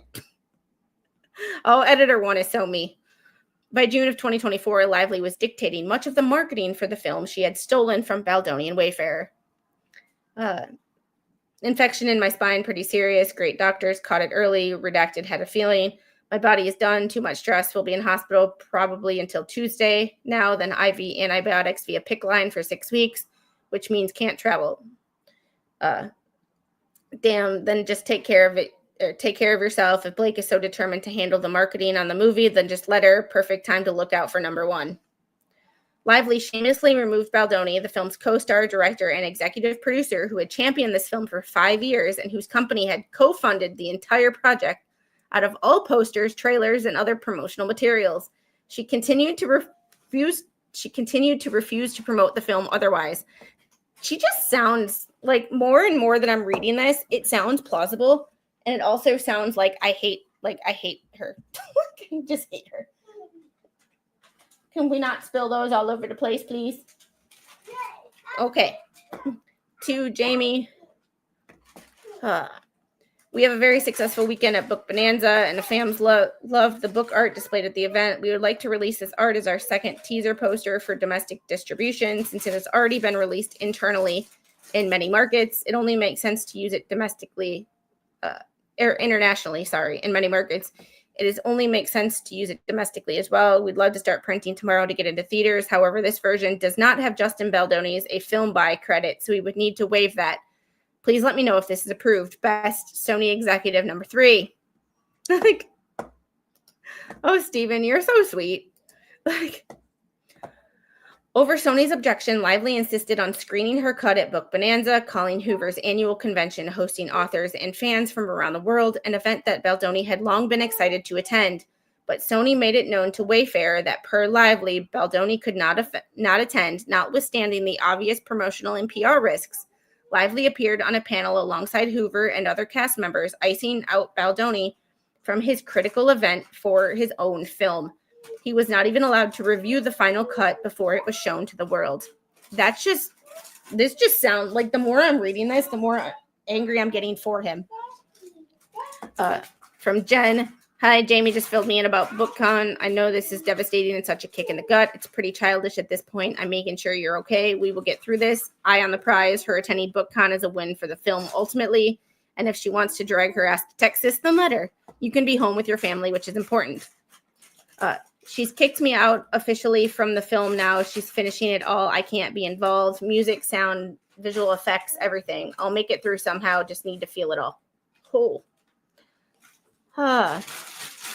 So, looks fun. By the way, picture is supposed to get locked in this week. Did that happen? Just curious what version is going to be out in the world with all of our names on it. I'll watch soon. No idea where picture. Evidently, they are all at Book Bonanza. Oh, boy. But second test didn't go any better. over 35 went down and under stayed same. I guess Sony asked for more changes to get it closer to our cut, but I haven't watched. They are showing it at Book Bonanza. The whole movie? Yep, hers. Wow. My response exactly. Wow. Just wow. Was supposed to be ours, then I was uninvited. The whole thing is pretty cruel and intense. This is totally me. Unfreaking believable. Unfreaking believable. Mama. Yes, ma'am. There you go. There you go. Sorry. Love you both. Like, I just hope you love for at least stomach. The cut that is going out in the world. Haven't seen it. Can't yet. Jesus. Deadpool 4. I'm here to super bitch. I mean, I'm sorry, but Ryan Reynolds kind of. This is making Ryan Reynolds kind of also sound like a super dick. Like I don't know. It's making him sound like a diva too. Someone please explain to me why this see you next Tuesday thinks she's a superstar. Before this case, I had never heard of this woman. If I was the director, I would have told her to get bumped. Yeah, I don't know. Like, the only thing I've ever seen with her in it is Gossip Girl. And she was a bitch in that, but her character was. Maybe she wasn't acting. By July of 2024, Baldoni was completely locked out of the film's final cut. By virtue of his role at Wayfair, he was permitted to give notes as a studio. This only added insult to injury because he should not have been giving notes. He should have been editing the film. Despite his personal feelings, he redirected his thoughts to focus on the one positive. The film, years in the making, was very close to being seen by the world, even if it was no longer his film. He prayed for the possibility that the film could still make the impact he intended when he first reached out to Colleen Hoover in 2019. Justin wanted to check in and are you back to 100% and any updates on our little movie? Just hoping all is good with everyone and everything. Sorry, redacted, missed this. Did not mean to not respond. Really been distancing myself from the movie as best I can for my sanity. Lots of great internal work, finding real gratitude. Been some more hard things over the last few weeks that would blow your mind. We'll catch up soon. Today, I have to give notes on the final mix. I have not seen the locked cut of the film. Evidently, it's been worked on more, and she's been mixing. I'm getting to give notes as a studio today, not a director. Very hard, but I'm okay. Really doing a lot of work to detach. We made a beautiful baby together. Baby might not grow up to exactly who we thought, but it's still beautiful. That was what I'm holding on to. Very proud of us. Editor 1, me. Yeah, that happy wife, happy life thing, like, it's such bullshit. Like, you're a team. It's not a one person. It's not a one person. So if your wife is acting like a diva, it's your fault too. Like, wow, I can't say I'm shocked because I was hoping that you were going to be able to not let this beat you down, and it sounds like you have achieved that. And yes, the movie we handed her was so good, and then even if it's been screwed with, the base work will still shine through. The last I heard was that she was putting back a fair amount of our version, just not sure what that entailed or to what extent. I guess you'll find out today. Hang in there, and we'll all catch up when the wounds are not quite as fresh. Sending love to you both. If you think about it, we didn't even finish our director's cut because she intervened. So ideally, at some point, we can take a week and just do it together for ourselves. But that opens up a can of worms, so we all need to let this play out for a while before we can pull that card. And your door will be knocked on. The amount of women who feel seen, it's reaching people all over the world, that men are remembering their own traumas and having conversations with their partners. That's why we did this, and it worked. Still the dream team. Lively was still not satisfied. She continued to extort Wayfair, Baldoni, and even Sony, threatening to abandon her contractual obligation to promote the film or approve marketing materials if she wasn't awarded a producer credit. And though Wayfair had refused long ago to accede this request when it was made during initial negotiations, Wayfair now had its back against the wall and had to concede. This still wasn't enough. Lively later sought the coveted PGA mark on her producer credit, a certified designation licensed by the Producers Guild of America, to identify producers who have performed the majority of the producing work on a motion picture. Sweet Jesus. Neither Baldoni nor Wayfarer believed Lively fulfilled the requisite criteria to earn this mark, but that did not matter to Lively. Lively demanded again with extortionate threats that Baldoni, Heath, and other producers and department heads send letters to the PGA in support of her certification for the PGA mark. Despite the unanimous recognition of the absurdity and the unmistakably extortionate threats, Sony and other parties, despite being adamant not to support Lively's demand for the unentitled mark, ultimately acquiesced and submitted letters of support. Oh my God. And everybody, it's one thing to be a diva. It's another thing to be a diva and have everybody around you go, oh yeah, you're right. You're right. You're right. We'll do it. We'll do it. It's like, no, bitch. No, bitch. No. I don't cater to people being divas. And that's when I'm like, I'm out. People start acting diva-ish and I'm like, peace. Peace be with you. If you know, you know. However, Wayfarer and Baldoni firmly resisted because Lively did not perform the duties of a producer and therefore did not merit the PGA mark, a distinction highly valued and taken seriously within the industry. Wayfarer and Baldoni refused to devalue the contributions of actual producers on the film and elsewhere, who merited the mark and were unwilling to misrepresent Lively's contributions to the film. Having been forced in the face of extortionate threats to concede Lively's every demand thus far, they believed it would be dishonest, unethical, and unjust to producers who rightfully earned the mark to falsely represent to the PGA that Lively had fulfilled the requisite producing responsibilities. Asking that they lie on her behalf was the final straw. Or so they thought. Yes. And also with you. What you got, baby? Oh, what'd you do? There we go. There you go. There you go. Bye. Hi. Yep. Patrick, you know. God, I had a throwback to childhood just there. Yeah, I'm kind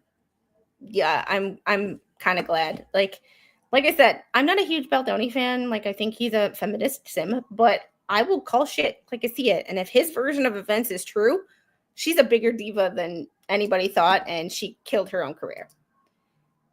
Steven seems she has a permanent menstrual syndrome, only pleasant 5 days. She has PMS, pre and post menstrual syndrome. So her period is the only time but at 4 months and breastfeeding, she probably doesn't have one. But that's a whole nother thing in itself. In response, Lively instructed Sony to tell Wayfarer and Baldoni that any goodwill left between us is done. Like, okay, here's my thing. Like, if you're going to be an ass directly to that person. Don't send it through don't tell other people to tell someone that you think they're an ass and any goodwill left between us is done. Like, if you want to be a bitch like that, stop being a bitch. Actually have a pair of balls and say it to the person directly. I mean, that's what I did. Eventually, in the face of persistent threats and extortion, Wayfarer and Baldoni were left with little choice but to draft and sign a letter of support on Lively's behalf, but not before Heath sent an email to Wayfarer's attorneys documenting that he and Baldoni were signing the letter under duress. Yeah, someone rename her Karen Lively. Like, Blake was not the right word for her. Private and confidential PGA letter to Tammy Heath. Hi, everyone. I'm writing y'all regarding a letter that I wrote on behalf of Justin and myself and addressed to the Producers Guild. As you know, we received a request to write a recommendation on behalf of Blake for her to receive the PGA mark. This was a request that we feel was unreasonable and cold-hearted. Essentially, the movie, it ends with us, has been taken unjustly from Justin as a director and essentially from Wayfarer's control due to the extortion of Blake. Without going into all the details of the events that have transpired over the months, Justin and I end up agreeing to write the letter due to feeling trapped. She continues to hold a threat over our heads every time we try and hold a line, and she uses the threat either directly or indirectly to get us to fold. Make no mistake, I'm not suggesting that we were literally forced to acquiesce, but given the high profile of the movie, the partnership with Sony, the amount of money invested, and the need to complete the movie, we have written the letter on her behalf, omitting the truth of how and why she was able to contribute in the ways we listed. There is nothing to do with this letter now. It only serves as a way to memorialize why the letter was sent in the first place, and we should we ever need to explain it. And that's a good cover your ass move for a situation such as this, as it is put into a lawsuit. See, we said that we wrote this letter under duress. So when you're asking about this letter, this is why we wrote the letter. Like, show this narrative to Mr. Squid. Show him how he's truly blessed. Yeah. This is the actual letter, June 26th of 2024. Dear members of the PGA, we hope this letter finds you well. We are writing to inform you of the significant role and contributions that Blake Lively has played in the making of this film. It ends with us, based on the best-selling novel by Colleen Hoover. And this film has meant a great deal to both personally and to our company, Wayfarer Studios, as we optioned the property nearly 5 years ago. As such, we've been directly involved in overseeing every step of development, from adapting the book to the big screen to bringing on our co-financer, distributor, Sony, and of course, casting our lead. From the time Blake was brought on, she had an instrumental voice in so many different aspects of the making of the film. Her contributions have been impactful, as she was consulted with many of the casting options. This is reading like,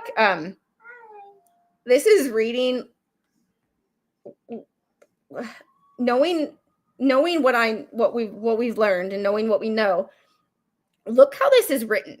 If you were to just take this out of context, it looks like it's being nice. But if you read between the lines, he is very carefully throwing shade. From the time Blake was brought on, she has had an instrumental voice in many different aspects of the making of the film. Her contributions have been impactful. They never said in a good way. They just said impactful. Like, I agree. They never should have written this. I agree. But him sending that email prior or the same day to their legal counsel was a good move.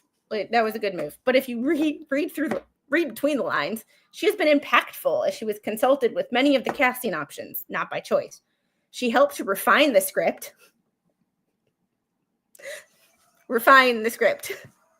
She redesigned her own wardrobe, as well as gave notes on others. AKA, she rewrote the script. She took control of her own wardrobe and gave notes on other people's wardrobes. She contributed to the production design and set decoration and had an influence on how many of the scenes were shot. Blake has been very involved in the post process as well, not by choice. She had an active role in the edit, the sound mix, and has made decisions on the music selections and score. She also continues to find creative ways to promote the film so she can achieve its great success. Ew. Gross. Since contractually she began the movie with an EP credit, our earlier submission to the PGA did not include her as a named producer, but we feel both contributions have warranted the revised credit and consideration for the PGA mark. Like, he wrote that with a ton of like you could tell that was kind of written under distress. It looks like a nice letter, but if you read between the lines, yeah. Duh. As the premiere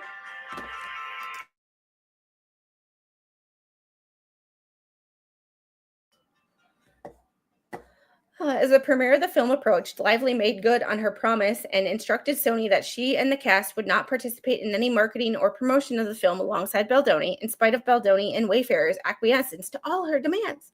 She made certain that Baldoni was removed from all artwork for the film, posters included. This would have sent a red flag to me if I cared about this movie.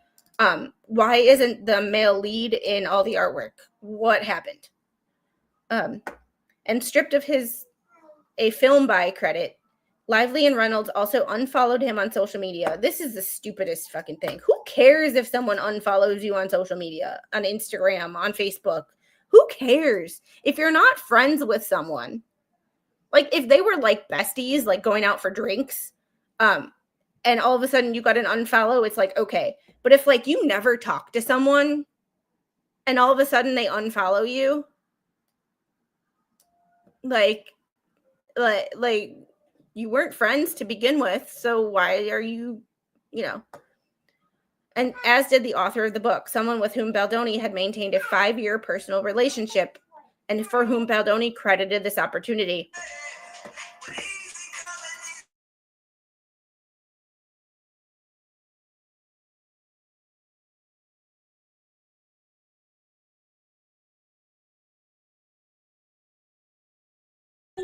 Sorry, she likes to rock out and turn up the sound or the music, and like I said, we don't want to get copyright struck based on the fact that she's playing music in the background. The other cast members also unfollowed Baldoni, creating the false impression that Baldoni had done something wrong. On information and belief, Lively induced the other cast members to shun Baldoni in an early attempt to give fans the impression that Baldoni had committed an egregious sin. Something so egregious that no one wanted to even take photos with him or have him around. Lively was leaving what she had early referred to as crumbs, a social media strategy she had learned from a close celebrity friend to give fans just enough to allow them to come to their own conclusions. I love when people do that, when they take things out of context or they spin it in their own way, but don't tell the whole story, and then people are left to give them the benefit of the doubt and believe what they say. It's just so weird. It's just so weird. Thereby launching an army of detectives that, on information and belief, Lively hoped would turn against Baldoni. The unfollowing of Baldoni by cast members and even the author of the book, who he had long-standing relationship with, was done without warning or any communication from them, in stark contrast to the warm praise and appreciation cast members had until that point always showered on him. For example, Isabella Ferrer, cast as young Lily, exchanged grateful texts with Baldoni during and after her filming stint, which included a number of scenes involving intimacy. Oh yeah, schoolgirl tactics. We're not like, I'm so sick of people that aren't in high school and that like haven't been in high school for a very long time. Like these people, why people make it out to be way more important than they are. And just because someone doesn't want to talk to you, it's not a big deal. Like, move on. You did awesome today. So happy to be working with you, from Isabella. Thank you so much. I'm so excited. Thank you for being a great director and being so wonderful to work with already. Let me know whenever you need me for anything. So kind. More to come. You're going to kill it. She loved that text. And then a couple months later, hey, just got my film developed from when we were shooting. So here's the sweet pic. I also have to say thank you so much for an incredible experience on my first film. I still can't shake the feeling of it all because it's truly life-changing for me. You're such a wonderful, smart, sincere director, and you created such a comfortable, safe space for me to feel like I could fully step into this role. I couldn't have asked for a more welcoming environment. I will stay with me for the rest of my life. See you soon, whether in the fall or later. Hope you're doing well. Isabella, wow, what a kind message. You were such a joy and pleasure to work with. Your openness, your raw talent, your kindness, and your excitement made me fall in love with directing again. I'm so excited for your career and everyone to see you in this film. You have a big career in front of you. Looking forward to see you again in September. Even if we don't need you to work, come visit. Like, as a contributing member of the chat, I demand writing credits for Quid Pro Quo Inc. and all its subsidiaries. Is that a pecuniary advantage? Sorry, I couldn't help myself. Tellingly, Ferrer worked with Baldoni when Lively was not on the set, so it was not until Ferrer spent substantial time with Lively during filming promotions that Ferrer felt compelled to shun Baldoni in repudiation of her warm words. Repudiation. Emphasis. It became clear that Lively was laying the groundwork to explain away her theft of the film and exile of Baldoni. Presumably, she was concerned that her shocking conduct would be frowned upon if it became widely known. Baldoni had no intention of ever making this information public. In fact, as co-star of the film, both he and his studio, who co-financed the film, had spent millions of dollars, had every reason to want the film to succeed. Any suggestion otherwise is illogical. Yeah. Baldoni promoted the film as originally intended, gave Lively full credit and praise, and has done everything in his power at every painful turn of making this film with Lively to ensure the film succeeded. He wanted to move on. Lively, however, would not let it go. Baldoni later received word that during the premiere of his movie Deadpool and Wolverine, Reynolds approached Baldoni's agency, namely an executive at WME, and expressed his deep disdain for Baldoni, suggesting the agency was working with a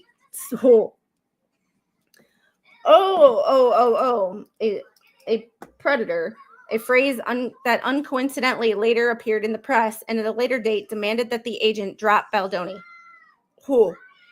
His wielding of power and influence became undeniable. Baldoni and Wayfarer grew increasingly fearful of what Lively and Reynolds were capable of, as their actions seemed aimed at destroying Baldoni's career and personal life. This pivotal moment terrified Baldoni and ultimately caused him to seek help anywhere he could to protect his reputation, his partners, and his wife, children, and family from false accusations that could ruin their lives. Desperate, terrified, and in this position for the first time, he sought expert guidance and was advised to engage in crisis PR to be ready in case Reynolds and Lively decided to unleash their wrath on them. As is customary, a proposal was prepared for him with available measures and quotes of what each suggested measure would cost. I'm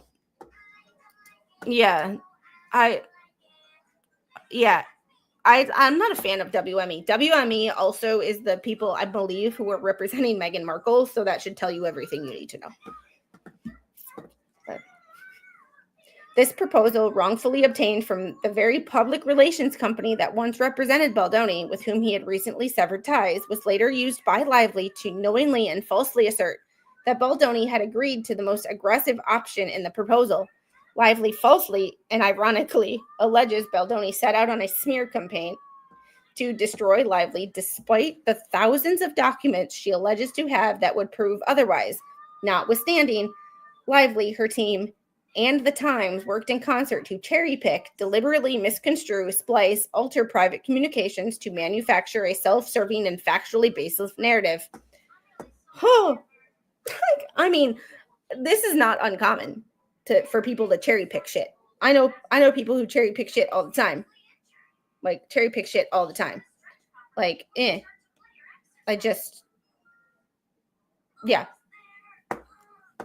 dropped her as she can't pay them. It's probably a good thing. Well, it's just one of those,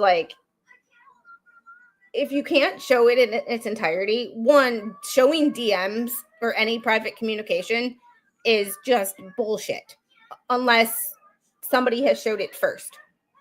Like showing people's DMs when they trusted you is just weird. Never gonna happen.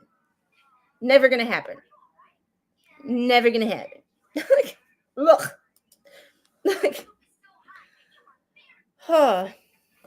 So this was this was taken from her lawsuit that we had already read. This was what was taken and canceled. The mail is going nuts. Damn, this is unfair because it's also not me. Everything now looks like it's not, or it's me, maybe not to you. So it's like, yep, this was included and this was excluded. It's amazing what context would do. So included, we can't write it down to him. We can't write it down. We'll destroy her. We will do all this. Excluded, of course not, but told him that's the point of talking through. He has all the information. This was included. He has he has to look at it as information document for us to be armed with. That's all. Imagine if a document saying the things he wants ends up in the wrong hands. The work is not the document. The work is the fucking crisis. Excluded. If it's any consolation, he's like this with everything. Overthink, stresses, high anxiety. He just needs to be educated on how this process works. Included. You know that we can bury anyone, but I can't write that to him. Like, I'll be very tough. Included. More of direct response to this. This is interesting because this is actually, there's a lot of things that weren't put in there. And I was like, okay, let's read the text messages that they're putting in because it gives context. Well, apparently I was wrong. It doesn't give all the context. So when I was giving Blake's lawyers credit for putting the context of when they quoted, putting the whole text message, I failed to think about the fact that there were text messages in between there that might have been not added. Interesting to get that context as well. And that is totally my mistake because I was giving them the benefit of the doubt that they included the text messages. I failed to think that they would stoop so low as to not include the text messages in between. It's like when someone's cheating and they go through and they delete messages and you're like, okay, this and this, something is in between here that's missing. Like you have to look at, it's like when I see, generally speaking, when I see a screenshot of text messages and something's not adding up, I want to see the screenshot from the other person because what is in there that this particular person deleted? I never even took that one into consideration, but it happens all the time. Mostly in cheaters or liars. And then this is just a, they added it twice. Like, you two can, or you know, we could bury anyone, but I can't write that to him. I will be very tough. And as you know, this is twisting, turning because we don't know their moves, but don't worry, I get it. I may drink half a tank of Pepto-Bismol and I'll be ready for the call. All excluded. Yes, exactly. And maybe that's how you approach the high thing, that we have no idea of this approach and why we can't be proactive is we have no idea what she will come out with. Pepto mixed with espresso and you're good to go. That's a combination. Think about that combination. Like, Pepto-Bismol and espresso. Ugh. He also cannot come across as victim here. We are walking a very fine line. Exactly. He can't look guilty either by shying away from this stuff. Here's her line again. They underlined, with reassurance that Miss Lively would be destroyed and buried, Wayfair and Mr. Baldoni directed Miss Nathan and her team to actively engage in the retaliatory social manipulation campaign. Yes, I literally just spoke to Melissa about this on the break, about what we discussed last night for social and digital. Focus on Reddit, TikTok, Instagram. She wants to interview me, want to have her email me. She is emailing, and I said I would make it happen. All excluded. On Blake's lawsuit, the retaliation campaign, Wallace, who weaponized a digital army around the country from New York to Los Angeles to create, seed, and promote content that appeared to be authentic on social media platforms and internet chat forums. This was included. Hi, team. So far, extremely limited pickup on Daily Mail or Page 6. We continue to keep an eye out and send pieces needed, but so far, it's been steady coverage on pure speculation. We've also started to see a shift on social due to largely to Jed and his team's effort to shift the narrative towards shining the spotlight on Blake and Ryan. Again, we'll continue to send links and screenshots, but wanted to send an update in the meantime. Oh. Thanks, Katie. We are seeing the same thing. Thanks, Katie. I'd like to have a quick Zoom if we can arrange without Justin. Is that possible for all? I can join, but running around on camera, just let me know. Happy to jump on to literally off camera. It's 6 p.m. all excluded. Excluded. No requests, though. I think people are bored. So they included the majority of socials are so pro-Justin, I don't even have to agree with half of them. Oh, I agree. I'm just anxious per usual. Lat reached out to Justin's old assistant. You're okay. It's been too much, too chaotic. I told you. People Magazine messaged me. They messaged me again to say they're getting radio silence on everything. That was the request he sent through. Nothing to me. And then Roger Friedman from Showbiz 411 called me, but I'm leaving it. Like, there's a lot here. Lawyer not being completely honest. Next, you're going to tell me that fat kids hate cupcakes. I'm not a kid, but I am fat, and I love cupcakes. So, in fact, I have to go to the cupcake shop for her next Monday. I promised her. Oh, we might actually go tomorrow. We have a play date tomorrow, so we have now that I'm back in the town with my friends and their kids, it's a whole lot easier to schedule things. So we are having a play date tomorrow. Oh. It's just more of what they included and what they didn't. So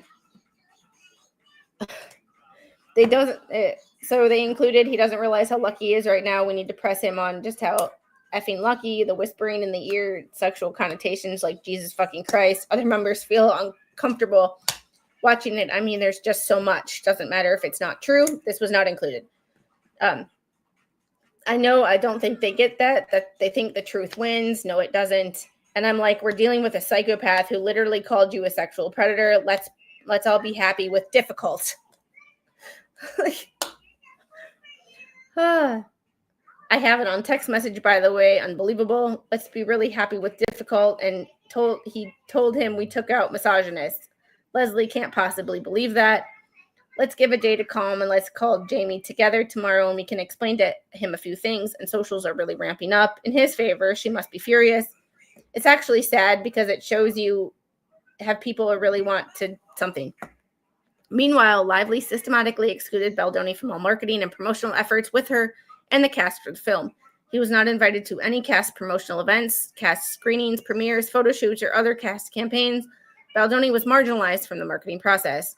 The purported marketing plan, allegedly created by Sony, which was later referenced in Lively's CRD complaint as agreed to by all and attached as exhibit as fact, even though it was merely talking points and not a binding contract, was never the plan Baldoni agreed to.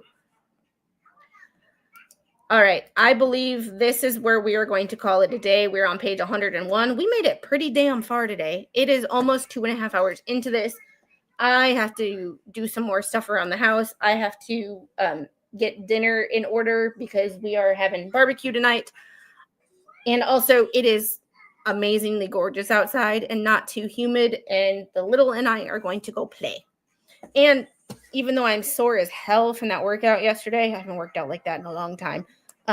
Your girl needs to move her fat ass. So on that note, I am going to see if anybody is live. And we are going to redirect somebody.